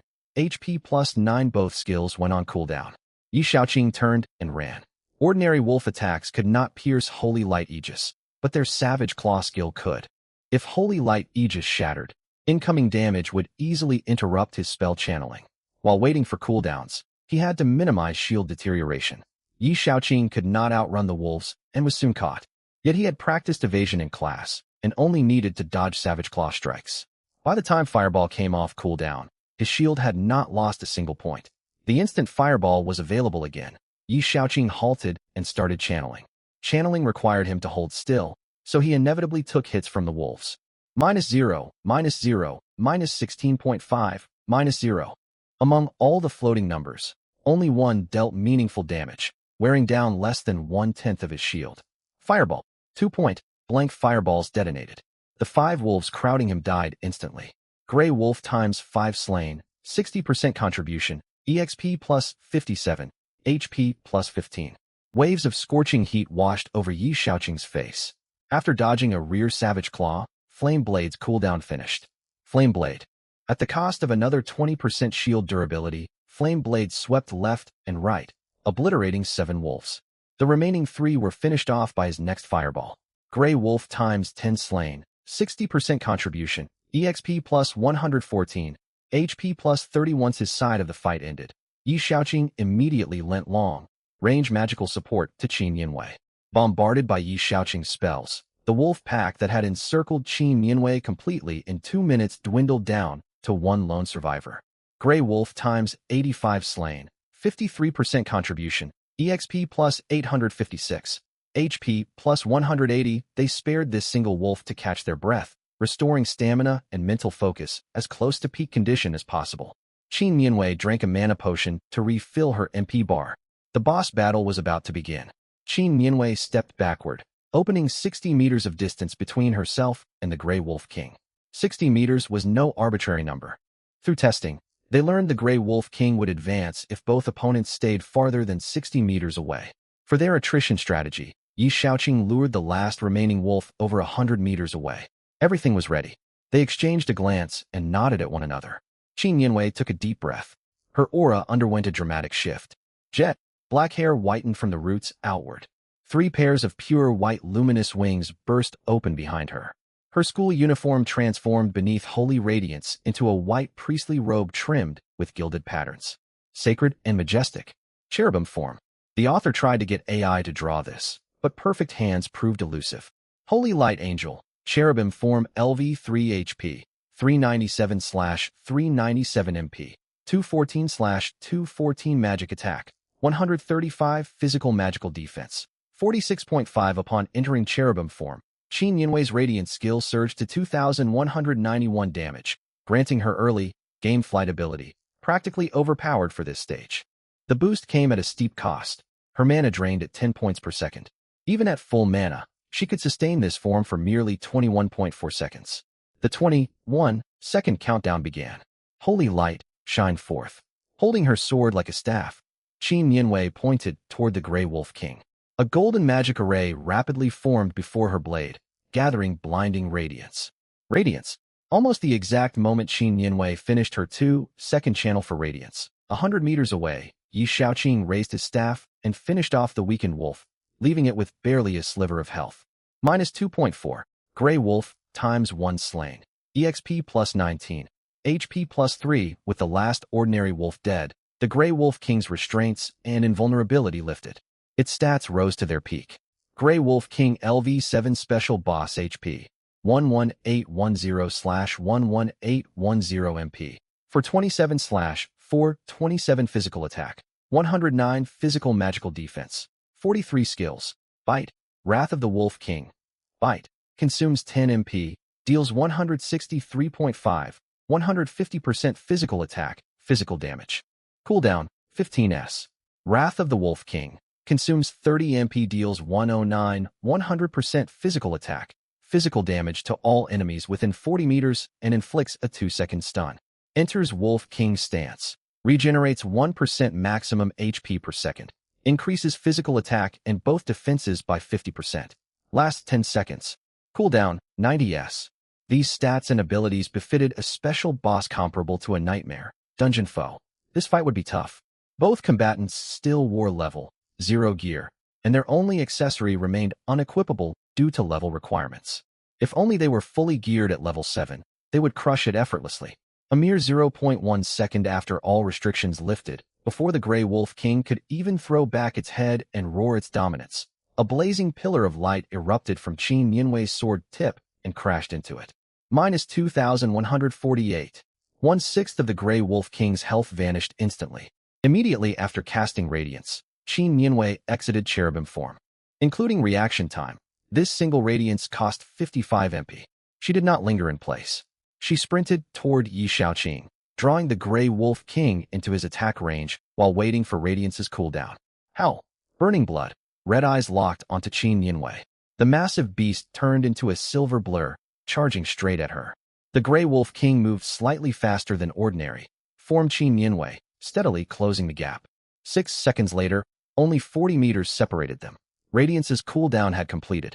Qin Nianwei skidded to a halt, spinning to face the onrushing boss. She activated Cherubim form, wielding her sword as a staff as golden magic arrays wove into existence. The 2-second channel completed. The Grey Wolf King was merely 3 or 4 meters away. Radiance, Flame Blade. Radiance and dual Flame Blade struck almost simultaneously. They had practiced distance calibration beforehand, placing the Wolf King perfectly inside Yi Shaoqing's effective range. 3 damage values floated above the boss's head. Minus 2,148. Minus 381. Minus 381. Blinding radiance tangled with roiling flame. Another quarter of the Grey Wolf King's lengthy health bar vanished. Nearly 5,000 health evaporated within 2 quick bursts. Phase 1, 0, loss attrition, complete. Now came genuine close quarters combat. Qin Nianwei exited Cherubim form once more. This second radiance consumed 54 MP total. The Grey Wolf King closed the distance and lunged, jaws gaping for a deadly bite, blood, red light coating its fangs. Qin Nianwei could smell the rank stench from its maw. Fear never crossed her face. She triggered her warrior, angel form. Silvery, white hair billowed again. Her uniform morphed beneath holy light into fitted silver, white battle armor, with 6 wing emblems glowing on pauldrons and chestplate. Warrior, angel form holy light angel, warrior. Angel form LV3 HP, 794/794 MP, 105 214 physical attack, 100 physical magical defense, 93. Entering warrior, angel form made the whole world seem to slow down. Every movement of the Grey Wolf King laid bare to her perception, not the world slowing, but herself growing far swifter. Dodging the ferocious bite with effortless grace, Qin Nianwei slashed twice across the Wolf King's body. Minus 92, minus 92, plus 92, plus 92. The 2 figures crisscrossed rapidly across the grass. Qin Nianwei chose not to use her angel wings for flight. She lacked sufficient flight practice, which would create openings, and hovering would lower her melee output. She folded her wings tight and fought grounded. Her feet shifted rhythmically. Her sword blurred, striking the Grey Wolf King nearly twice each second, while the beast could not even graze her clothing. Minus 92, minus 92, plus 92, plus 92, fireball. Yi Shaoqing seized openings to add damage. 2 fireballs slammed into the Wolf King's abdomen and detonated. Minus 211, minus 211. Once his skills went on cooldown, Yi Shaoqing pulled back immediately, staying out of wrath of the Wolf King's blast radius. By the 5th second of Qin Nianwei's warrior, angel form, her stacked shield value hit 920, higher than her base health in this transformed state. Ayu! The Grey Wolf King let out a deep, savage howl. With almost no wind, a visible crimson shockwave expanded outward from its body. Wrath of the Wolf King unleashed. Qin Nianwei failed to react in time and got caught in the blast. Minus 16. Damage was minor, yet she suffered a 2-second stun. Yi Shaoqing had already retreated past 40 meters while waiting for skill cooldowns and avoided the effect entirely. While Qin Nianwei was stunned, the Grey Wolf King savagely assaulted her. Minus 70.5. Minus 70.5. Minus 70.5. All blows were absorbed by her shield. As soon as the stun faded, Qin Nianwei counterattacked. Wolf King's stance boosted attack and defenses by 50% without increasing movement or attack speed. Even in this empowered state, the Grey Wolf King remained outmaneuvered by warrior, angel, form Qin Nianwei. Minus 71, minus 71, plus 118, minus 71. Knowing Wrath of the Wolf King had 60 seconds remaining on cooldown, Yi Shaoqing cautiously moved closer and cast Fireball again. Boom, boom. Minus 189.5, minus 189.5. Qin Yinwei exited Warrior Angel form when her MP dropped to 5 points. Her accumulated shield reached 1,489.5. More than half the Grey Wolf King's health was gone. HP 5,337.6/11,810 protected by such a massive shield. She felt remarkably safe. Mid-combat she pulled out a basic mana potion and drank it. MP plus 100. Without Warrior Angel form's defensive buffs, she took hits while drinking. Minus 117. Mana restored. She entered Cherubim form and began channeling, ignoring the Grey Wolf King's assaults. As long as her shield held, damage alone could not interrupt channeling. Only silence or crowd control skills could do that. Minus 117, minus 117, minus 117. Radiance. Radiance detonated point blank, closely followed by Yi Shaoqing's dual flame blades. Minus 2,127, minus 359, minus 359. At this point in combat, the Grey Wolf King only had 2,728.2 health left. One more full rotation of attacks would finish it. She exited Cherubim form right after casting Radiance and kept kiting the boss. Since the Wolf King was still in Wolf King stance, perfect counter, attack defense was impossible. For those 2 seconds, she focused purely on evasion. Still adjusting from Warrior Angel form's overwhelming combat performance, she slipped up once and took a hit. Minus 117. During those same 2 seconds, Yi Shaoqing landed another fireball, dealing 718 damage. 2 seconds later, Wolf King's stance expired. Qin Yinwei regained her rhythm and pressed aggressively forward.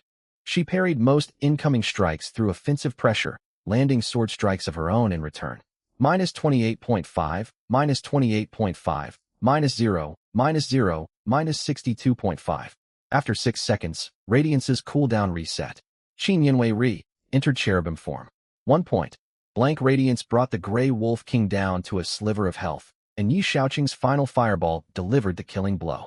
As the Grey Wolf King's body dissolved into motes of light, 2 purple notifications popped up, alongside a flood of system messages. Grey Wolf King times 1 slain, 20% contribution, EXP plus 380, HP plus 118. Your party is the first within Zone X, L, H1 to defeat this special boss. Party points plus 20. All party members gain plus 2,000 EXP and plus 1 skill point. Regional announcement pending.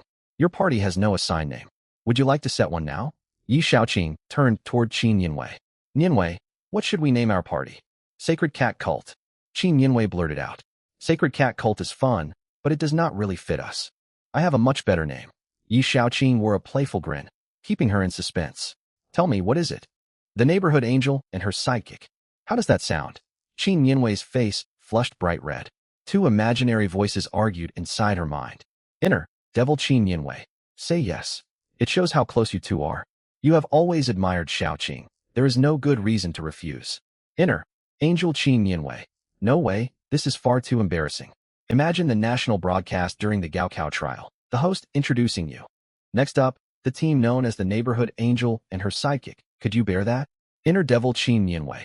So what if others watch? Value your bond more than public opinion. Think of all the people who would cheer you on. In the end, her bolder inner voice won out. Shaking, I think that name works. Her voice was barely audible. Now it was Yi Shaoqing's turn to be surprised. He had only meant it as a joke. Since she accepted it so shyly, he saw no reason to hold back. He typed in the party name, the Neighborhood Angel and her sidekick. Regional announcement. Congratulations to the party, the Neighborhood Angel and her sidekick, for securing the first kill on Special Boss Grey Wolf King. Rewards times 3. Every student leveling within the entire Secret Realm received this broadcast. Su Hang and his squad had just arrived at the Levels Even Wolf Zone. Their leveling speed paled in comparison. He was only level 3. Hearing the announcement, disbelief washed over him. Only 1 hour, and Qin Yinwei and Yi Shaoqing already took down that special boss. Just how overpowered is the Holy Light Angel class? And Yi Shaoqing, leeching off her strength, unbelievable. Su Hang ground his teeth. Those 2,000 experience points exceeded all he had earned so far. Old friend, It seems we have real rivals, said Wang Jiahao, who was also hunting wolves in the levels even area as a solo player. I just entered the secret realm and haven't even killed slimes yet. And someone already got a special boss first kill? Unreal. Another newly awakened player sighed upon seeing the alert. They are really pulling ahead of everyone else. Here we are grinding monsters and suddenly fed this sweet dynamic between them. Single-player life is tough. Back on campus, the principal presided over the awakening ceremony. A teacher with gold-rimmed glasses hurried over and whispered in his ear. Excellent, excellent. True top-tier talent. Haicheng No. 1 High School has birthed extraordinary talent. The principal could barely contain his grin. In the Great Xia Novice Secret Realm Central Monitoring Room, an operator spotted the special boss first kill in Zone XLH1 and rushed to report to Director Liu. Director Liu, Zone XLH1 just completed a special boss first kill. Here are the boss stats. Reading the Grey Wolf King's stats, Director Liu grew frustrated. Investigate this. Did some planted agent do this? I gave explicit orders. Even if they are role-playing, make it believable. No ordinary newcomer should defeat a boss of this caliber within 1 hour. It looks completely suspicious. Sir, these two party members have no pre-mission filings. There is a small chance they really are brand new awakened students. A small chance, because elite veterans sent to impersonate newbies sometimes skipped advanced filings to maintain cover. Director Liu thought for a moment and issued instructions. Shaolin, assign you to closely monitor this party from now on. Understood. No matter how noisy it was inside and outside the secret realm, none of it concerned Yi Shaoqing and Qin Yanwei. Filled with excitement, the two sorted through the gains from their expedition. First came the loot drops. As a special boss, the Grey Wolf King dropped 2 purple-tier pieces of equipment and 1 silver coin directly. Next were the first kill rewards, 20 team points, experience, and skill points. Team points could be exchanged for all kinds of resources in the school resource library, including equipment, skill scrolls, recovery potions, attribute fruits, instance keys, and more. It was worth noting that all Senior 3 students across Great Xia would be sent into their school's trial secret realm within 1 month from awakening their classes to sitting for the college entrance trial. During this period, students could not receive outside assistance beyond their basic resource allocations. All resource trades were conducted on a dedicated platform open only to Senior 3 examinees, supervised by the will of Blue Planet. Anyone violating the rules would have their trial qualification revoked. Once the college entrance trial concluded, these restrictions would be lifted. This arrangement upheld basic fairness and made it easier to discover and cultivate genuine talents. After all, without such limits, scions of powerful clans could deck themselves out with top-tier high-quality gear from the very start. Ordinary students would stand little chance unless they awakened high-grade classes. The system was not without loopholes, however. Clan heirs could promise hefty rewards after the trial to convince teammates to funnel resources toward them. Even so, the college entrance trial remained the fairest path of advancement for ordinary people. Wolf King Scepter Purple Excellent. Spirit +7. Magic Attack +23. Innate Skill, Summon Grey Wolf. Equipment Level, LV.7. Summon Grey Wolf. Consumes 100 MP. Summons 1 Grey Wolf that persists for 20 minutes. Cooldown, 12 hours. Wolf King Necklace Purple Excellent. Strength +3, Constitution +3, Agility +3. Innate Skill, Wolf King Stance. Equipment Level, LV.7. Wolf King Stance. Consumes 30 MP. Boosts own physical attack and both defenses by 20%, lasting 10 seconds. Cooldown, 100 seconds. Wolf King Set February 8th. All attributes +5. HP +500, MP +100. Equipment qualities are ranked from lowest to highest. White Common, Green Fine, Blue Superior, Purple Excellent, Orange Epic, Gold Legendary. Purple tier gear was already the highest quality most class bearers could ever obtain. It usually only dropped from bosses in nightmare difficulty instances. Orange tier equipment could only be obtained via low probability crafting schematics dropped by bosses in purgatory difficulty instances. The acquisition methods for gold tier gear remained undisclosed, though one piece of information had been made public. All gold legendary equipment possessed growth potential by default. We're unbelievably lucky. We got 2 set purple pieces, both with innate skills. Light shone in Yi Shaoqing's and Qin Yanwei's eyes. 2 purple items. Let's split them 1 apiece. Though they belonged to the same set bonuses would not activate until more pieces were collected, so they functioned as standalone gear for now. Sounds good. They reached an agreement without dispute. The caster-oriented Wolf King Scepter went to Yi Shaoqing, and the melee-focused Wolf King necklace belonged to Qin Yinwei. Yi Shaoqing picked up the Wolf King scepter.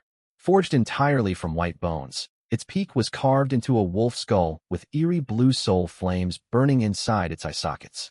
Its appearance far outshone his novice staff. After admiring it briefly, he stowed the scepter into his system backpack. He was only level 5, still 2 levels away from equipping it. Right. After gaining the 2,000 experience from the first kill reward, Yi Shaoqing rose to level 5, and Qin Yinwei reached level 4. Level up to LV.5. All attributes +1, free attribute points +2, skill points +1. Current experience, 668/5250 as expected every time a level ended in 5. He drew excellent options, 1 purple and 2 blue traits. Multicast 2 purple.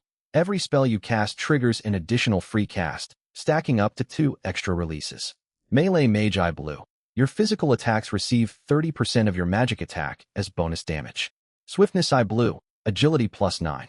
Yi Shaoqing wasted no time and chose Multicast 2, pushing his offensive power to new heights. Next, we head straight to the level 9 monster zone to grab more boss first kills. Let's aim to claim all first kills for high-level zone bosses today before running instances. Yi Shaoqing proposed. Sure, Qin Yinwei readily agreed.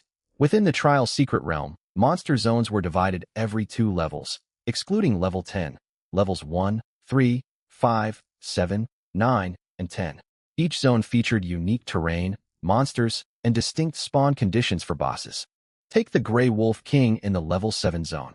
It spawned once a great number of Grey Wolves were slain within a short window.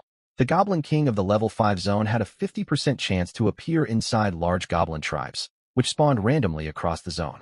The Chicken King of the level 3 zone required players to hunt randomly spawning basketball chickens. The chickens had a chance to drop basketballs, and collecting 7 would summon the Chicken King. Seniors had mapped out nearly all intelligence for the trial secret realm. Only upon reaching level 10 and defeating the secret realm's final boss could players activate the teleport array to travel to the main world, whose theme changed annually.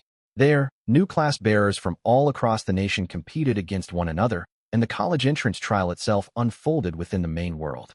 Yi Shaoqing opened the secret realm map to check their position. They were a full 8 kilometers away from the level 9 monster zone. That's quite a distance. We'll clear monsters along the way. Maybe we can level up once en route. Let's go. The two advanced straight toward the level 9 zone. When packs of gray wolves blocked their path, they did not wait for the beasts to call reinforcements. 3 blazing blades erased every wolf in sight. Qin Yinwei charged forward, blocking wolves from interrupting Yi Shaoqing's casting while landing a few sword strikes of her own to claim a share of the experience. Grey Wolf times 5 slain. Contribution, 80%. Experience +76. HP +15. Copper coins +7. Watching Yi Shaoqing unleash 3 blazing blades at once, Qin Yinwei shot him a teasing glance. So after seeing how powerful my angel form is, your blazing blade split again? Nice catch. Yi Shaoqing gave her a thumbs up. By now, Qin Yinwei could roughly deduce Yi Shaoqing's talent. In all likelihood, he gained a unique bonus every time he leveled up. Traveling and leveling side by side made his abnormal growth far too obvious to miss. 1.5 hours later, they finally arrived at the level 9 monster zone. On average, they encountered 2.5 wolf packs every 100 meters along the route. Across 8 kilometers, they eliminated over 800 gray wolves, and even took down 3 regular gray wolf kings, each instantly felled by Qin Yinwei's radiance in angel form. For all those wolves and 3 additional bosses, they only earned 1,235 copper coins plus 3 pieces of mediocre equipment. The drop rate in this trial secret realm was truly dismal. Worn Staff White Common. Magic Attack +7. Equipment level 7. Aged Armor White Common. Dual Defense +3. HP +10. Equipment level 7. Wolfskin Boots Green Fine. Dual Defense +2. HP +12. Equipment level 7. These pieces barely outperformed novice gear, and equipping them disabled the novice set bonus. They were practically worthless.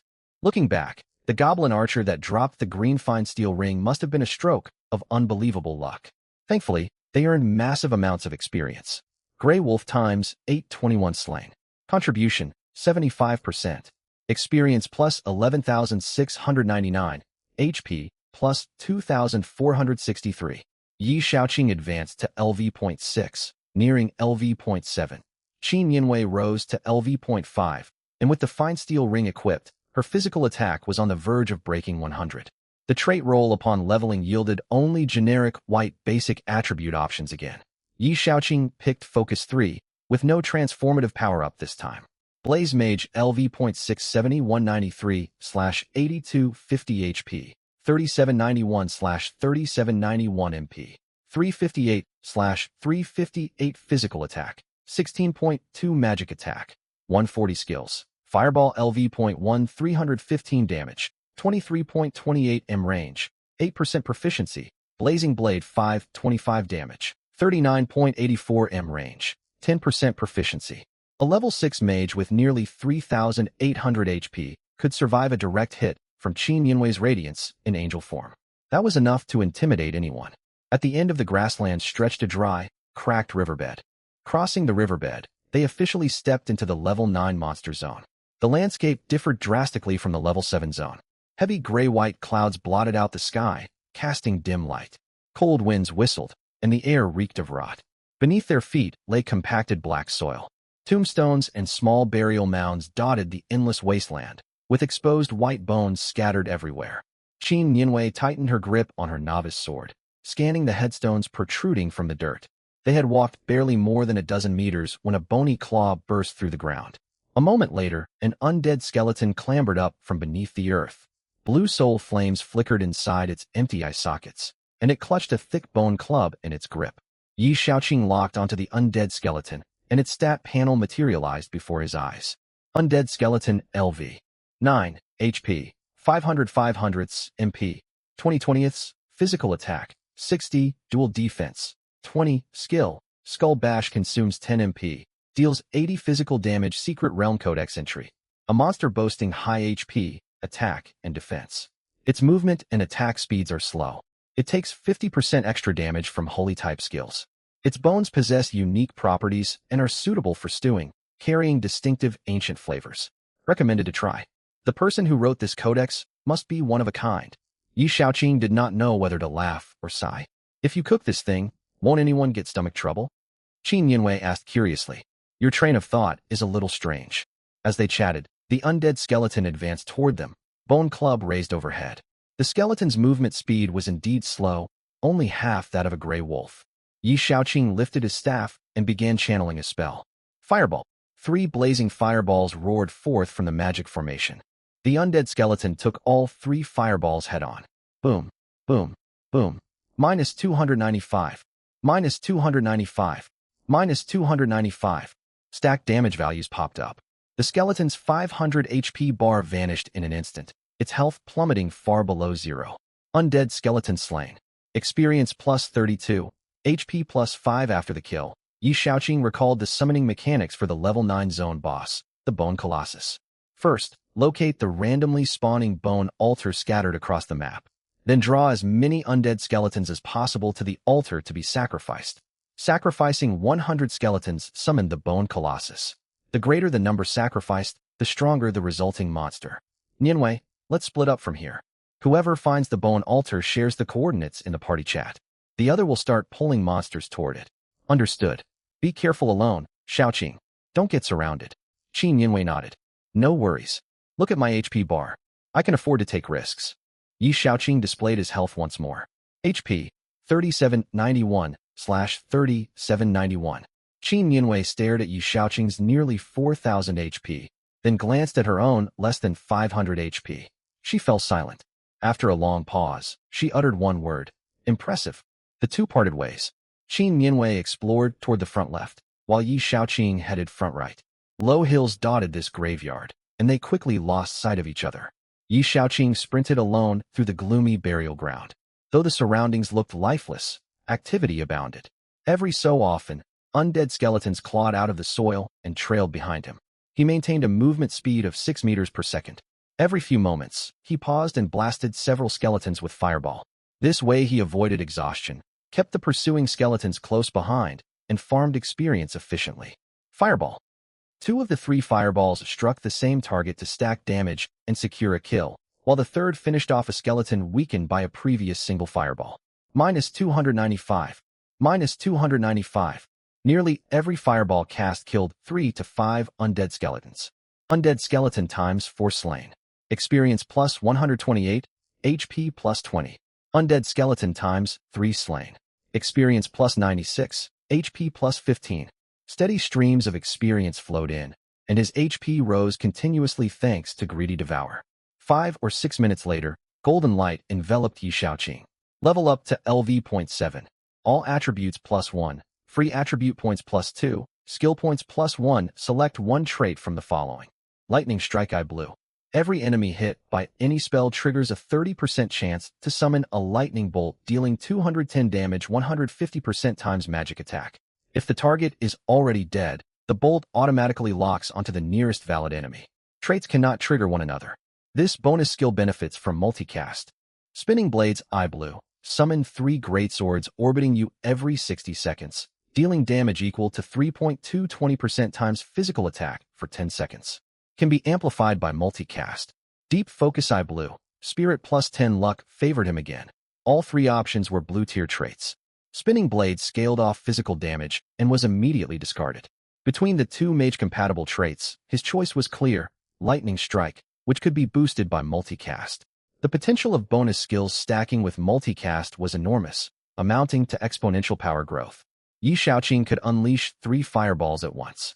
Even if each fireball hit only one enemy, he had a combined 90% chance to trigger Lightning Strike.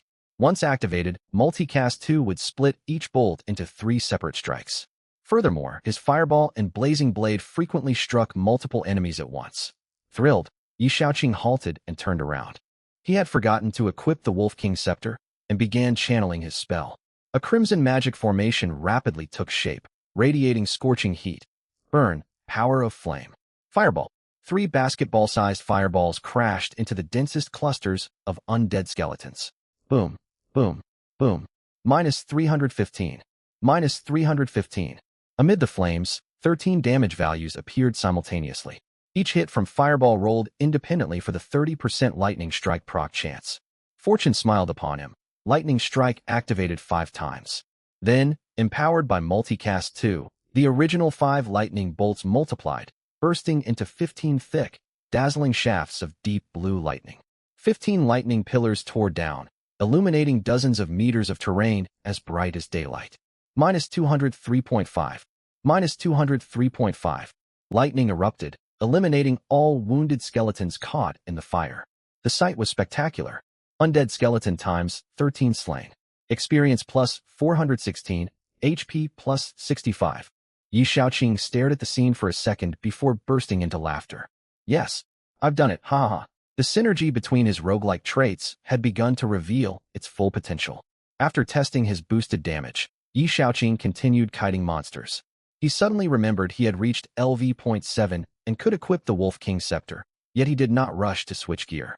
He was still pulling monsters, and the novice set's bonus 1 strength and 1 agility improved his movement speed. He could swap equipment with a mere thought whenever needed.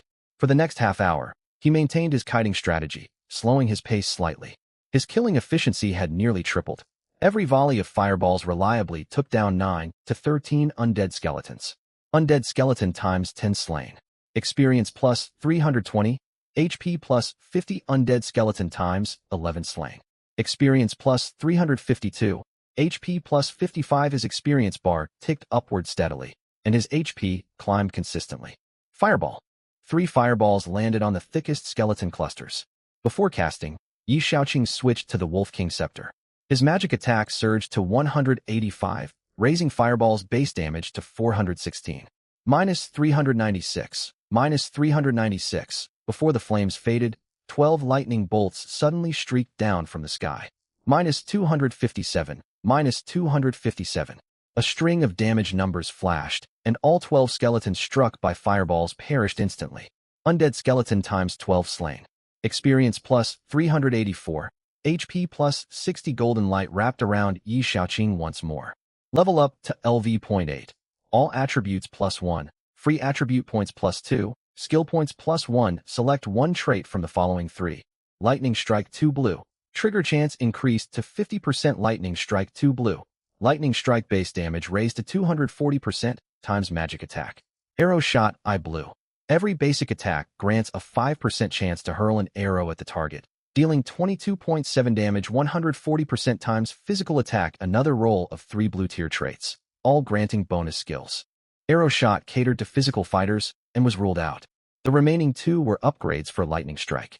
1 boosted proc chance, lifting theoretical expected proc frequency to 66.7%.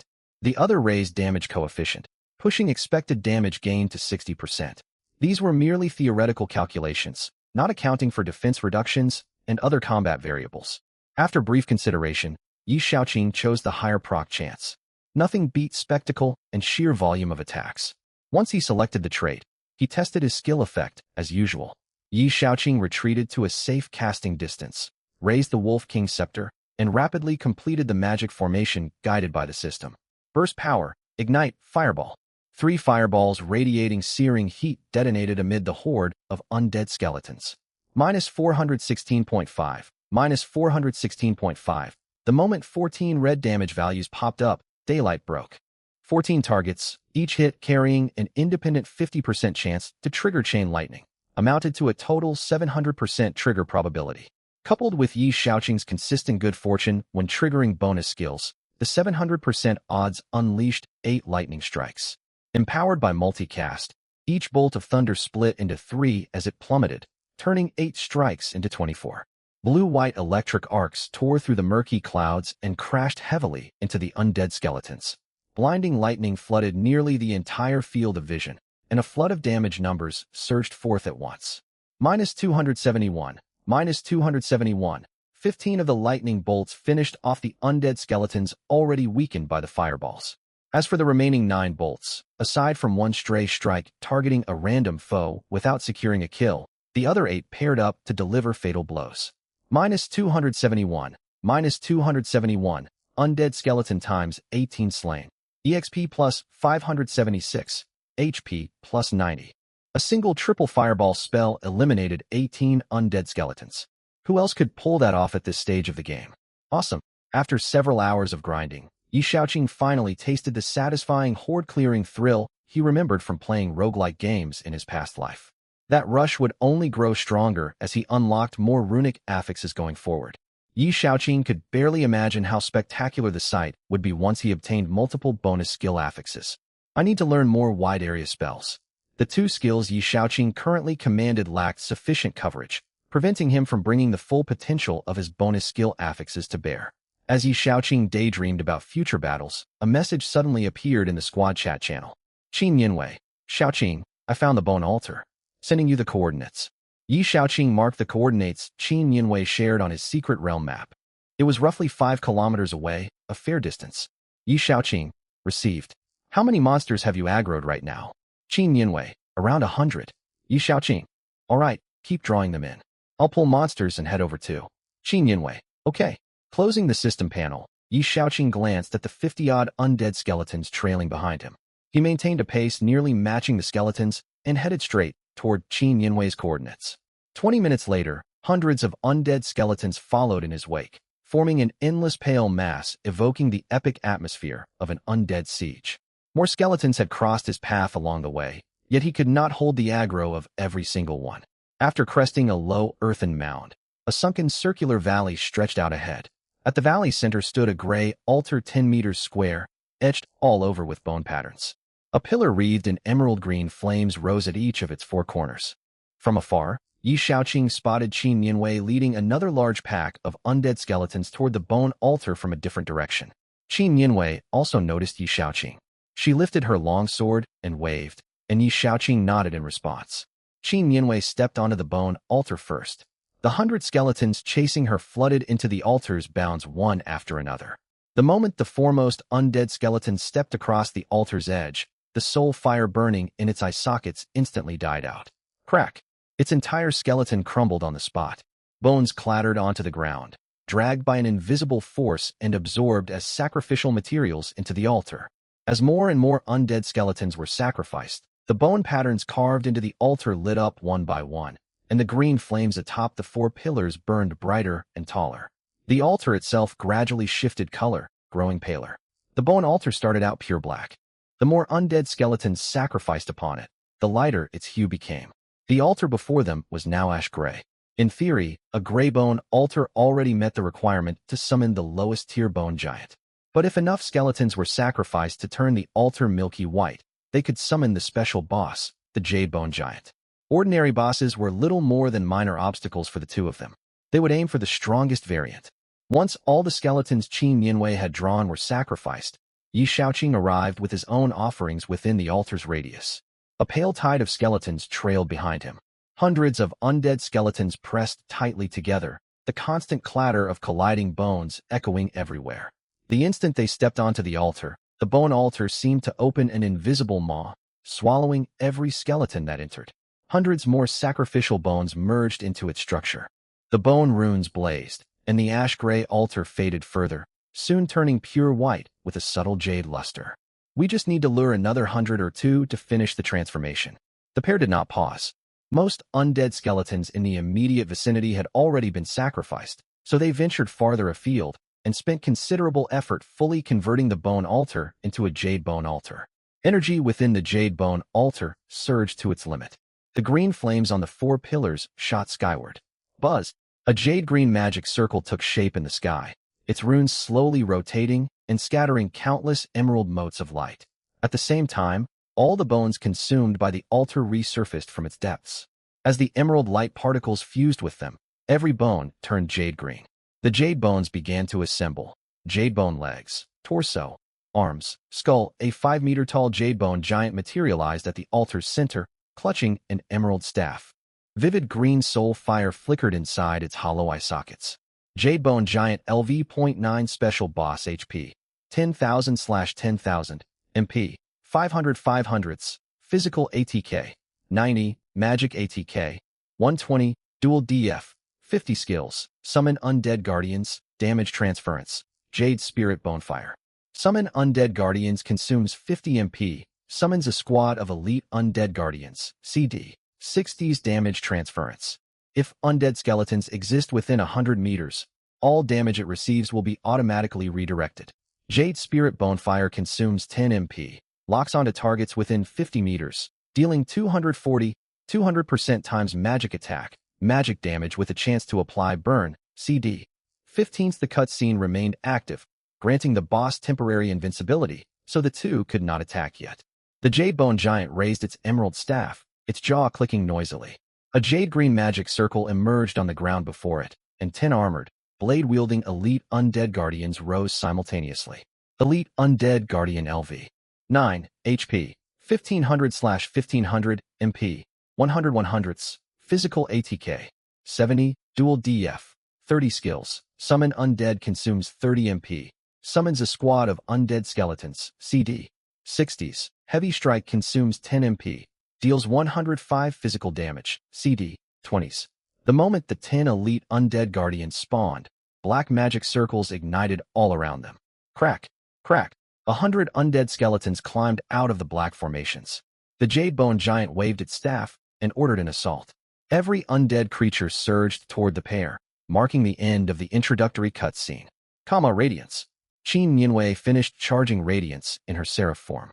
A pillar brimming with holy power streaked over the heads of the undead skeletons, heading straight for the Jade Bone Giant. Minus 4,342.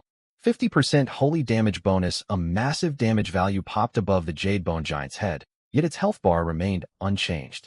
All damage had been transferred away, and 8 undead skeletons collapsed instantly. Undead skeleton times 8 slain, EXP plus 256. Seeing her experience bar tick upward, Qin Yinwei stared at the Jade Bone Giant with keen interest. It was nothing short of a giant walking experience farm.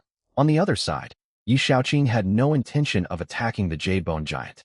For one thing, he could not reliably land hits, and for another, clearing skeletons offered far better returns. Flame Slash. 3 flame slashes cut toward the densest cluster of undead skeletons. Minus 707.5, minus 707.5. With a 6-meter horizontal attack range, the 3 flame slashes struck 13 skeletons in total. All 13 perished to the spell's heavy damage, and 7 lightning strikes triggered in the process. Crackle.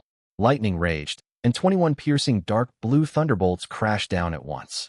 Minus 271, minus 271, minus 271.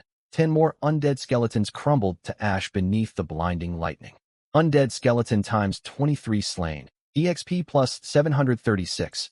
HP plus 115. A single spell eliminating 23 skeletons. Qin Yanwei watched in shock at his absurd clearing efficiency. Seriously, this keeps getting more ridiculous. Weren't you a blaze mage? Where did all this lightning come from? Who's the hidden class here? It feels like our builds operate on entirely different rules. Xiaoqing, Qin Yanwei trailed off. Call it thermal power generation. Makes perfect sense, Yi Xiaoqing replied with a straight face. Thermal power generation? Sure, that's totally logical. Qin Yanwei could not find the words to retort. I concede victory to you outright. Qin Yanwei tossed back the exact line he had used to evaluate her class hours earlier. Stunned by Yi Xiaoqing's overwhelming damage output, Qin Yanwei gripped her sword and charged into the skeleton horde. The instant she engaged, she shifted into battle angel form. Silver battle armor enveloped her body, and her long silver hair billowed freely. Qin Yanwei moved like a silver flash, darting swiftly among the undead skeletons. Holy power erupted along the edge of her blade. Minus 251. Minus 251. In battle angel form, Qin Yanwei's basic attacks carried holy damage with a 0.5x damage bonus against undead foes. 2 strikes were enough to take down a single undead skeleton. Plus 251. Plus 251. Meanwhile, her shield stacked continuously. Qin Yanwei drew nearly all the skeleton's aggression by standing at the front, letting Yi Xiaoqing cast spells without restraint. Burst power, ignite, fireball. 3 fireballs detonated amid the skeleton horde. Boom, boom, boom. Minus 416.5. Minus 416.5. This volley of fireballs hit only 7 skeletons and triggered 4 lightning strikes. Thunder rolled, and 12 thunderbolts slammed into the crowd. The 7 skeletons weakened by fireballs were instantly finished off. 2 more nearby foes, and 1 already injured by the prior lightning, were also consumed by the electric arcs. Undead skeleton times 10 slain, 90% contribution, EXP plus 288, HP plus 50, all his skills entered cooldown. Yi Xiaoqing took a moment to observe, admiring Qin Yanwei's graceful combat movements. Qin Yanwei moved freely among the skeletons. Eager to maximize her kill count, she spun rapidly like a whirling blade, completely ignoring incoming attacks. Minus 251, minus 251, plus 251, plus 251. 7 seconds after activating Battle Angel form, Qin Yanwei's shield value had climbed above 5,000. Even normally, it could withstand 30 casts of the Jade Bone Giant's Jade Spirit Bonefire. As for the minor skeletons, their movements were sluggish to begin with. Even if she occasionally took a hit, as long as she avoided targeted abilities, her base defense of 54 mint incoming damage only landed between 6 and 16 points, barely more than a light scrape. At that moment, the Jade Bone Giant standing far in the rear lifted its staff. The Emerald Soul fire atop the staff condensed into a sphere of blue-green flame. The next instant, Jade Spirit Bonefire locked onto Qin Yanwei and streaked toward her. Qin Yanwei made no attempt to defend. Just as she cleaved through 1 undead skeleton, the fireball slammed into her. The blue-green flame exploded violently, yet it only rippled against the silver battle armor's holy barrier before being fully absorbed. Minus 132, plus 251. The damage was negligible, not even enough to make a dent. Her total shield value actually rose afterward. This class is absurdly powerful, Yi Xiaoqing muttered, watching Qin Yanwei weave through the undead horde. She was only level 6, equipped with level 0 starter gear and a single fine-quality level 5 ring. With that loadout, she could fight freely among level 9 monsters. Even considering monster strength was lowered within the trial's secret realm, her power was astounding. Naturally, Qin Yanwei's Saintess talent played a massive role. A 100% boost to all holy type skill effects created multiplicative bonuses that combined to produce a qualitative leap in strength. I wonder how Lin Jian's Sword Wielder and Su Hang's Dragon Scale Warrior compare to the Holy Angel class. As for himself, Yi Xiaoqing operated on entirely different rules, so he was excluded from ordinary class power comparisons. He scanned the remaining monsters and checked his skill cooldowns before shouting toward Qin Yanwei. Yanwei, I'll cast one more spell. Before they can summon new reinforcements, kill as many as you can. I'll handle the rest. Let's drain this Jade Bone Giant dry for all the experience we can get. Qin Yanwei sent an OK emoji in the squad channel. Once Flame Slash's cooldown concluded, Yi Xiaoqing raised his Wolf King staff, gathering fire elemental energy. Flame Slash. Amid interwoven flames and lightning, 17 undead skeletons were slain outright. Undead skeleton times 17 slain, 80% contribution, EXP plus 435, HP plus 85. 3 spells had claimed exactly 50 undead skeletons. Including her initial Radiance cast, Qin Yanwei had eliminated 26 skeletons so far. Qin Yanwei's base attack speed stood at 1.175, doubling to 2.35 in Battle Angel form. Still, panel attack speed served only as a reference. With many practical variables affecting combat, for instance, surrounded by skeletons, she swept her sword in wide arcs, striking multiple targets in a single motion. Her actual attack frequency surpassed the listed stat. Conversely, her blade could occasionally jam between the bones of the skeletons, as she could not defeat them with a single strike. When Qin Yanwei's shield reached its maximum cap of 9,440 points, she exited Battle Angel form immediately. The transformation consumed 132 MP, and she quickly drank a primary mana potion. The silver battle armor persisted until her shield faded or broke. Her hair returned to black, and her attack and movement speed dropped sharply. -86. When Qin Yanwei struck another undead skeleton, the loss of magic to physical conversion and holy damage reduction sent her damage plummeting to 86. It now took 6 swings to kill a single skeleton. Calculating based on her listed attack speed, that would take more than 5 seconds. There was simply no comparison to Yi Xiaoqing's output. Contrast truly revealed disparities. Over the next 40 seconds, Qin Yanwei expended another 53 MP to unleash Seraph form Radiance once more. Exploiting damage transference, she eliminated 8 skeletons and took down another 8 with regular basic attacks. Of the 100 skeletons summoned initially, Yi Xiaoqing defeated 50 and Qin Yanwei 42. Neither of them targeted the elite undead guardians. As long as they maintained distance to avoid the guardians' heavy strike ability, the elites possessed enough MP to cast summon undead 3 times.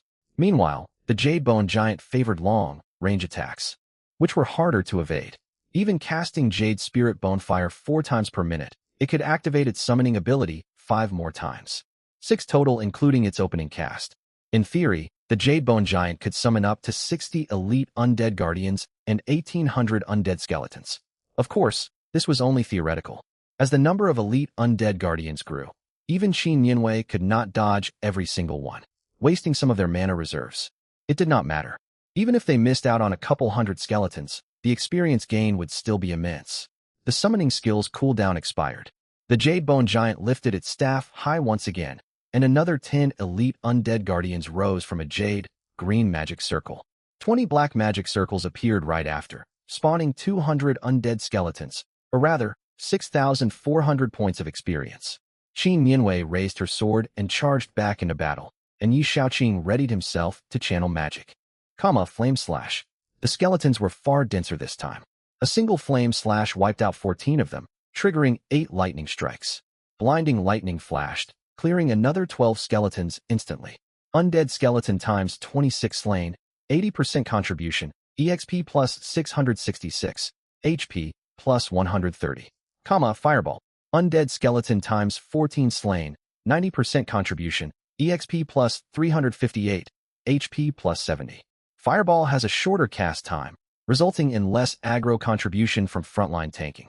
After cutting down 2 more skeletons, Qin Yanwei halted and shifted into Seraph form. Her 6 wings fluttered, lifting her out of the skeleton horde and hovering 4 meters above the ground. She aimed at the Jade Bone Giant and began channeling a spell. Desperate to reach her, the undead skeletons stacked one atop another beneath her, gradually forming a mound of bones. Unfortunately, Fireball lacked sufficient range, and Flame Slash was still on cooldown. Otherwise, this cluster would have been perfect for a devastating mass clear. Radiance. A holy beam of golden, white light crossed more than 50 meters in an instant and slammed into the bone giant. Damage transferred. Another 8 undead skeletons collapsed and perished. After casting Radiance, Qin Yanwei exited her Seraph form and landed lightly from mid-air, continuing to weave fluidly amid the encircling undead skeletons. Qin Yanwei maintained a steady rhythm, chugging a mana recovery potion every minute while unleashing Seraph Radiance twice, keeping over 100 MP in reserve. Meanwhile, Yi Xiaoqing would cast Flame Blade whenever Qin Yanwei took flight in the air to gather monsters. Almost every Flame Blade paired with triggered Chain Lightning could wipe out 30 to 40 undead skeletons in one go. Slain undead skeleton times 37. Contribution, 70%. EXP plus 829. HP plus 185 at the 122nd mark of combat. The Bone Giant summoned another 10 elite undead guardians. This time, however, only 270 undead skeletons were summoned by the elite undead skeletons. 3 skeletons went missing. One was instantly felled by Yi Shaoqing's stray attack, and the other 2 vanished due to insufficient mana. Even with this fresh surge of skeletons, the rhythm of Yi Shaoqing and Qin Nianwei remained undisturbed. Swarms of skeletons would charge toward Yi Shaoqing, yet none drew near before being annihilated under his barrage of magic. After roughly half of the 4th wave of 260 undead skeletons was cleared, Yi Shaoqing successfully reached level 9. Level up. Current level, LV9. All attributes +1, free attribute points +2, skill points +1. Please select one of the following affixes. Focus 4 white, spirit +12 clarity I green, agility +6 might I white, strength +3.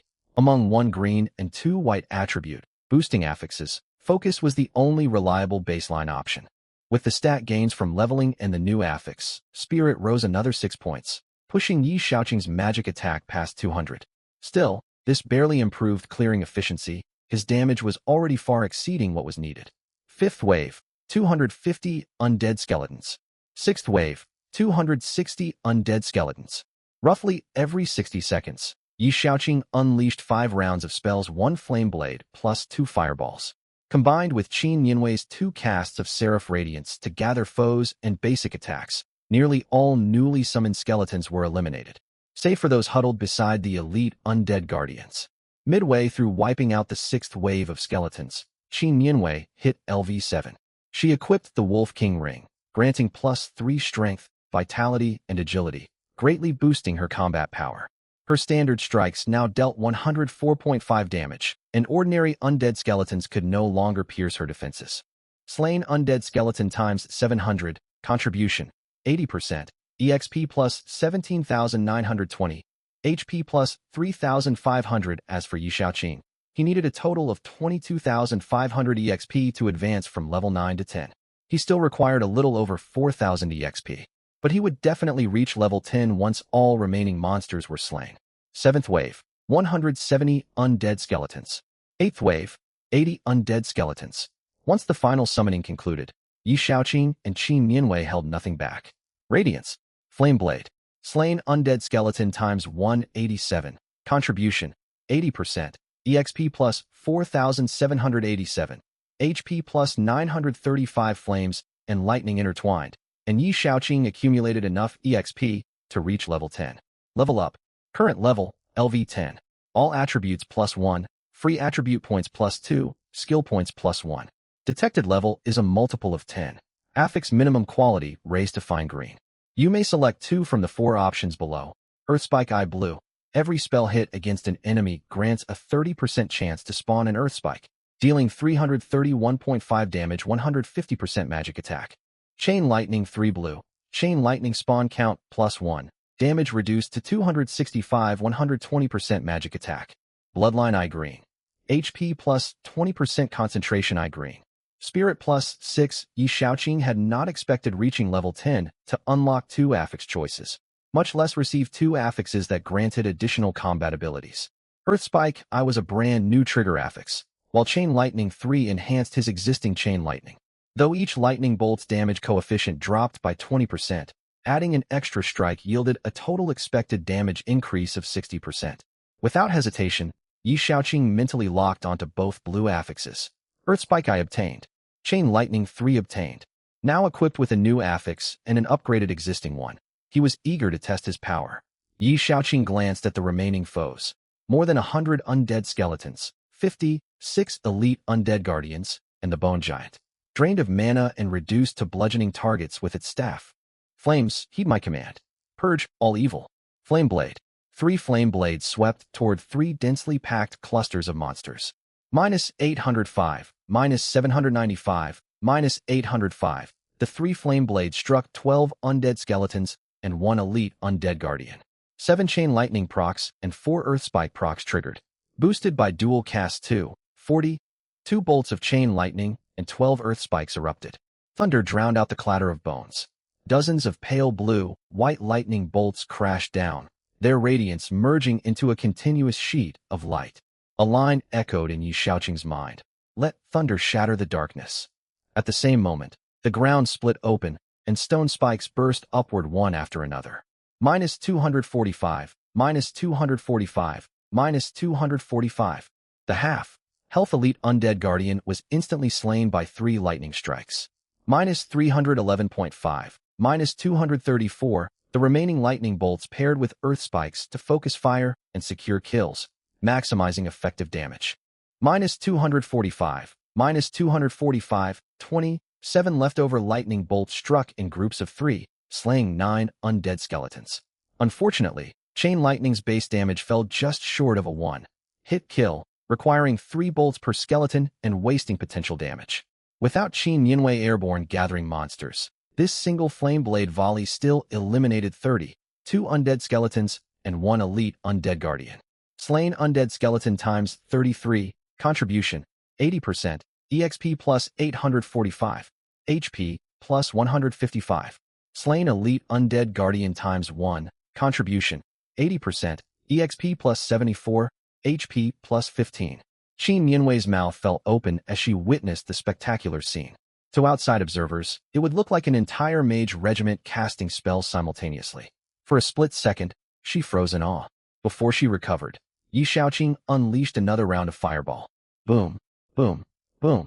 -477, -477. 3 fireballs hit 9 undead skeletons, triggering 5 chain lightning and 3 earth spike procs, summoning 30 lightning bolts and 9 stone spikes. Lightning raged and stone spikes erupted from the earth. 20 undead skeletons collapsed. Ah, that feels great. This is what a roguelike adventure ought to be. All the earlier fights felt far too grueling. A single skill volley cleared nearly a third of the surrounding monsters, and Yi Shaoqing nodded in satisfaction. Thankfully, Qin Yinwei stood far enough away to miss his comment. Otherwise, she would surely question him. Grueling? Do you mean you couldn't one-shot bosses with a single skill? The rest of the battle held no suspense. The remaining 50-plus undead skeletons failed to survive Yi Shaoqing's next spell rotation. Elite undead guardians boasted higher health pools. A single flame blade volley took out 12 to 15 of them, but they only lasted a few extra dozens of seconds. -798, -235, -301. 5-inch slain undead skeleton times 52, contribution, 80%, EXP plus 1,331, HP plus 260 slain elite undead guardian times 56, contribution, 85%, EXP plus 4,570, HP plus 840. With all skeletons and elite guardians eliminated, only the bone giant remained, a massive stationary target.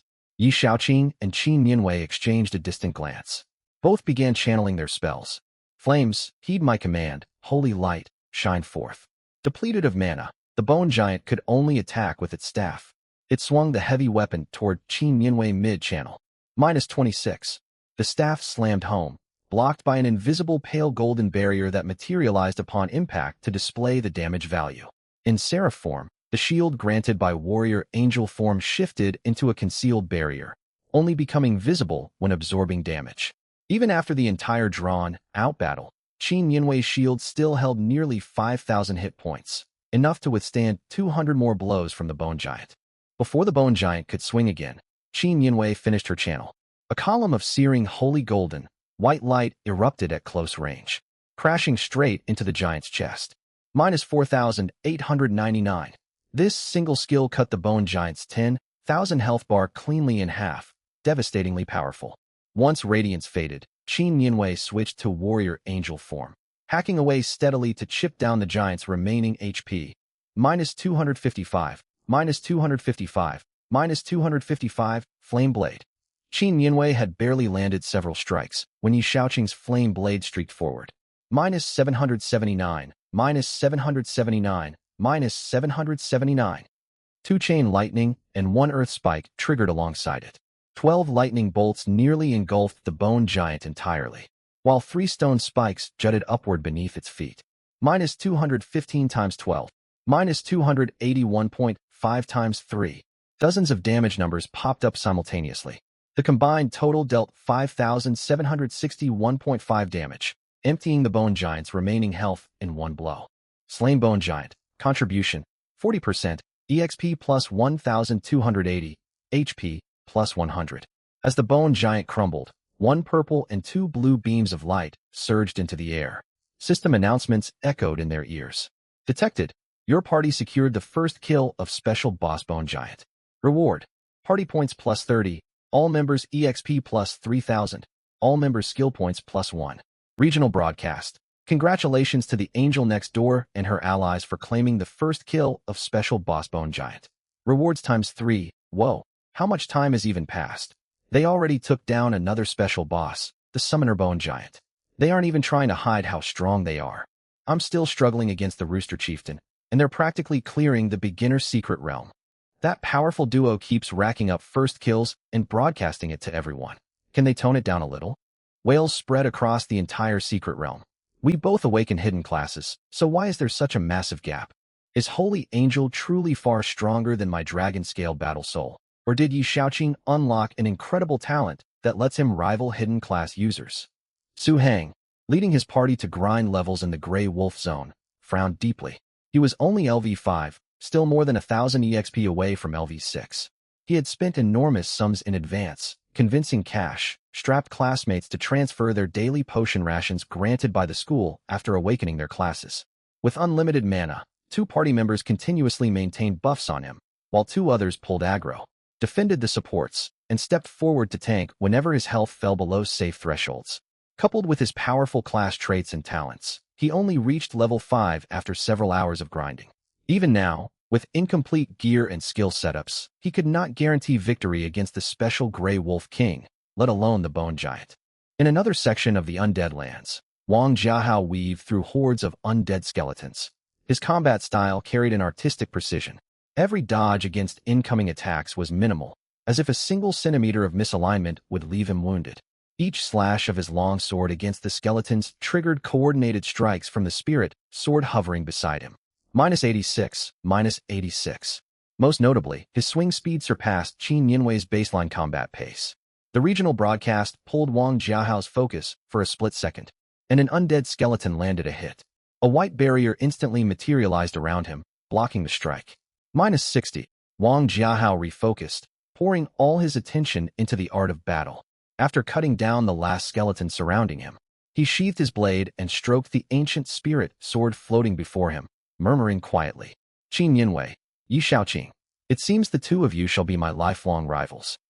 Outside the secret realm, once the principal received word, he immediately instructed the dean to donate 500,000 to the welfare home where Yi Shaoqing and Qin Yinwei resided.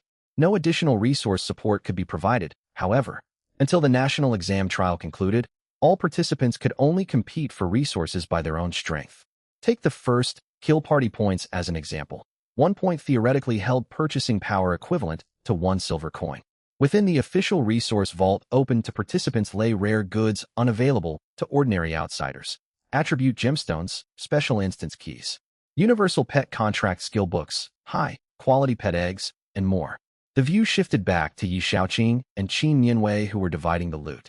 The Bone Giant dropped 2 silver coins, 1 purple equipment piece and 2 blue equipment pieces. The thousands of regular and elite undead skeletons were merely summoned constructs, granting only EXP with no drops. Great Bone Sword Purple LV9, Strength +9, Physical Attack +20 Forgotten Grimoire Blue LV9, Spirit +6, Magic Attack +14, MP +50 Mithril Plate, Armor Blue LV9, Vitality +7, Strength +1, Agility -1, HP +50, Physical Magic Defense +5. The loot split was straightforward. The 2 physical, focused pieces went to Qin Yinwei, and the magical grimoire belonged to Yi Shaoqing. Qin Yinwei remained LV 799 13/20,000, so she would need more time before she could equip her new gear. Yi Shaoqing, already level 10, equipped the off-hand grimoire right away. This disparity came for 2 reasons. Yi Shaoqing cleared monsters far faster, often leaving Qin Yinwei to earn minimal frontline contribution. In addition, Qin Yinwei required 2/3 more total EXP to level up. After equipping the Forgotten Grimoire, Yi Shaoqing opened his character panel to admire his stats. Flame Mage LV10-11898/45,000 HP. 14108.5/14108.5 MP. 600.5/600.5 Physical Attack. 18. 9 Magic Attack. 250 Physical Magic Defense. 12.5 Skills. Fireball LV1 562.5 damage. 12% Cast Progress. Flame Blade LV1 937.5 damage. 11% Cast Progress. Roguelike Affixes. Ravenous Thirst HP plus 13,945. Dual Cast 2. Focus Force Spirit plus 12. Chain Lightning 3265 damage.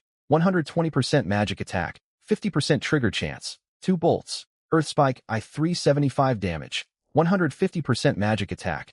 30% Trigger Chance. 1 Spike. Mana Regeneration I plus 5 MP/S. His panel was vastly more powerful than when he first started. 2 words described him perfectly. Nearly unbeatable. Yet Yi Shaoqing was not without weaknesses. Mages could not move while channeling spells, and taking damage would interrupt casting, a crippling flaw. If swarmed or locked into continuous melee strikes, he was simply a high health target. Of course, summoning the Grey Wolf via the Wolf King Scepter's active skill allowed limited mobility during casting.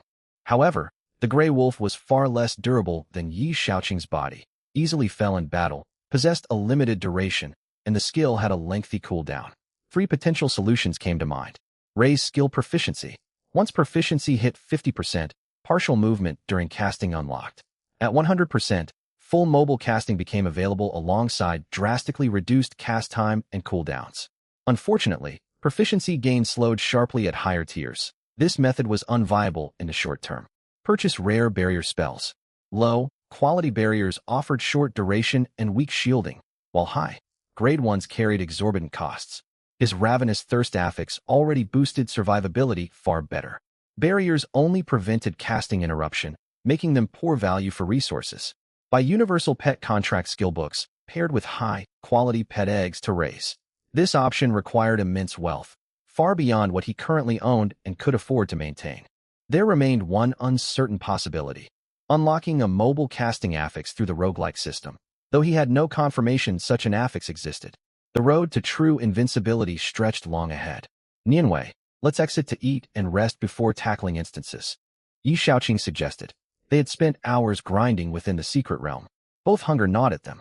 After constant combat and traveling long stretches of terrain without pause, physical and mental fatigue weighed on them. While they could continue fighting, participants only gained 8 cumulative daily hours inside the secret realm, and instance attempts were capped each day. As long as they exhausted their available time and instance runs within the day, there was no need to push themselves to exhaustion. As for the level 10 zone boss, it served as the final boss of the beginner trial secret realm and the gatekeeper to the city world teleport portal. To summon it, players needed to secure first kills on all regional regular bosses and claim normal mode first clears for 5 school-affiliated instances.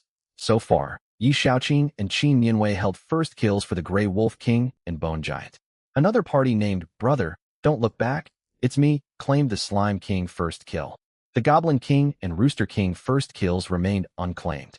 Spawning these 2 bosses relied heavily on luck. Raw strength alone could not guarantee securing the first kill. Sounds great. I've been starving. We've earned so much today, I want to feast. Qin Nianwei's eyes lit up at the mention of food and rest. Consider it done. Feast time, order whatever you want. Today's tab is fully covered by young Master Yi. Yi Shaoqing waved his hand confidently. He opened his system panel and selected Exit Secret Realm. After a 5-second channel, a white pillar of light descended, teleporting the pair back to the trial plaza. The plaza buzzed with activity. Players constantly entered and left the secret realm. Many stalls had been set up, with merchants buying copper coins, potions, and special items at inflated prices, while other parties posted recruitment notices. The moment Yi Shaoqing and Qin Nianwei appeared, nearly every gaze turned toward them. Look, it's the angel next door and her ally. What a stunning pair, handsome boy and beautiful girl. I'm fully invested in their partnership. I'm so envious. Why don't I have a childhood friend who awakened a hidden class to fight alongside me? Let's not forget Yi Shaoqing himself awakened a top-tier rare mage class, and both have incredible looks. Few can compare. They've secured 2 special boss first kills in a row. I wonder what levels they've hit now. At minimum level 7, clearing the Bone Giant yields massive EXP. Reaching level 7 in a single morning is unbelievable. Within secret realms and instances, combatants could view basic monster stats, yet standard scanning only displayed fundamental attributes. Full skill information remained hidden. That said, most skill data and monster weaknesses had long been documented by earlier explorers. Guides circulated online, sold for profit by dedicated writers. Between player combatants, without scanning skills or scanning equipment, only enemy health bars appeared upon engaging. No further character information could be viewed. In other words, watch me play dumb and strike when they least expect it.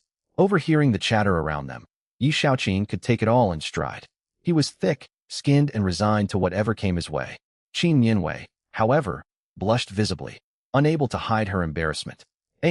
Even though she'd suspected this might happen, hearing someone say, "Look, it's the neighborhood angel and her sidekick," made Qin Yanwei feel as if she could excavate an entire sprawling manor with her toes right then and there. A blushing maiden said more than any words ever could. Qin Yanwei grabbed Yi Shaoqing's hand and hurried him away from the scene. "Angel, Sama and Psychic Boy, you two must be happy," someone called out loudly. Qin Yanwei quickened her pace even more. The pair ran all the way to the cafeteria. Upon stepping inside, they spotted classmates who'd also left the secret realm to grab food and resupply. Thanks to their personalities, aside from a few unpleasant classmates, both of them were quite popular within their class. "Well, if it isn't the neighborhood angel and her sidekick, come grab a meal, join us." The one who called out was Lu Fufeng, the towering 193-centimeter guy who'd eaten a slime raw the moment they entered the secret realm for the first time. "Is it too late to get our team name changed?" Qin Yanwei asked on the verge of tears. "No take-backs once you make your move," Yi Shaoqing replied with a grin. "I give up. I'm worn out." Ha! Everyone burst out laughing at their exchange. There was no turning back now. Qin Yanwei resolved to turn her embarrassment and frustration into an appetite. To her greater despair, even the cafeteria aunt recognized her when they went to get their food. "What a lovely young couple. You must be the neighborhood angel and her sidekick. Auntie's rooting for you too." Back when I was young, as she recounted stories from her youth, the aunt's hands stopped shaking, piling generous portions onto their plates every single scoop. "Kids your age need plenty of nutrition. Let me heap some extra on for you." Qin Yanwei wailed internally. How did this team name spread so far and so fast? After collecting their meals, Yi Shaoqing and Qin Yanwei headed over to sit at Lu Fufeng's table. "Ha, Senior Yanwei, Senior Shaoqing. You two are famous across the whole school now. Everyone who sees you greets you with, 'Hey, the neighborhood angel and her sidekick buffed.' Ha." The speaker was class monitor Su Tangtang. She stood only 153 centimeters tall, clever and mischievous, known around class for her soft, sweet tone. She was also from a branch of the Su family. By seniority, she was Su Hang's cousin. She'd gotten along well with Su Hang before high school, but once she started shipping Qin and Yi, their relationship naturally soured. Tangtang, shut up." Qin Yanwei reached over to cover Su Tangtang's mouth. MMPH. "Senior Yanwei, have mercy. Brother Yi, how can you stay so calm?" Lu Fufeng gave him a thumbs up. "Don't you think our team name is pretty normal all things considered? Listen to some of the others. Don't look back. Wife. I am my elder brother. Cold Tycoon falls for the cheerful cutie, and other absurd names. Compared to those, our team name is downright tame." Yi Shaoqing thought they were overreacting. "Now that you mention it, you're right." Lu Fufeng nodded in agreement. "By the way, what ridiculous name did your team pick?" Knowing how eccentric Su Tangtang, Lu Fufeng, and their friends were, Yi Shaoqing suspected their team name would be equally outrageous. It'll blow your mind when you hear it. Our team name is, We Are Devoted Followers of the Angel and Her Sidekick," Lu Fufeng announced at the top of his voice, drawing stares from surrounding students. "Wow, that's certainly something." Yi Shaoqing struggled to hold back laughter. Qin Yanwei nearly spat out the food in her mouth. They enjoyed a lively, laughter-filled meal, interrupted every now and then by groups or passers-by greeting them with that familiar line, plus all kinds of outrageous remarks from Lu Fufeng, Su Tangtang, and their 3 other teammates. Once they were nearly finished eating, Su Tangtang set down her chopsticks, wrapped an arm around Qin Yanwei's, and spoke in her sugary tone. "Brother Shaoqing, Sister Yanwei, can I talk to you two about something?" Yi Shaoqing broke out in goosebumps instantly. "Cut that out. Speak normally and get straight to the point." "Tangtang, what's up? If there's anything we can help with, just say the word, we'll do what we can." Su Tangtang toned down her voice a little, rubbing her hands together. "Could we get priority on any gear you don't need or are replacing? Don't worry, We'll offer you a fair price you'll be happy with. She patted her chest for emphasis afterward. Lu Fufeng edged over beside Yi Shaoqing, swaying his shoulders and speaking in a high-pitched voice. Brother Yi, please. Seeing the 193-centimeter giant act all cutesy was nothing short of mental torture. Whoa, Lu Fufeng, get away from me. Yi Shaoqing pushed him away. The other three teammates swarmed over at once. Brother Yi, Brother Yi. They kept calling out nonstop. Qin Yinwei turned her head away, shoulders shaking as she fought to contain her laughter. Yi Shaoqing felt like dozens of squawking chicks were chirping in his ears. All right. I agree, stop it.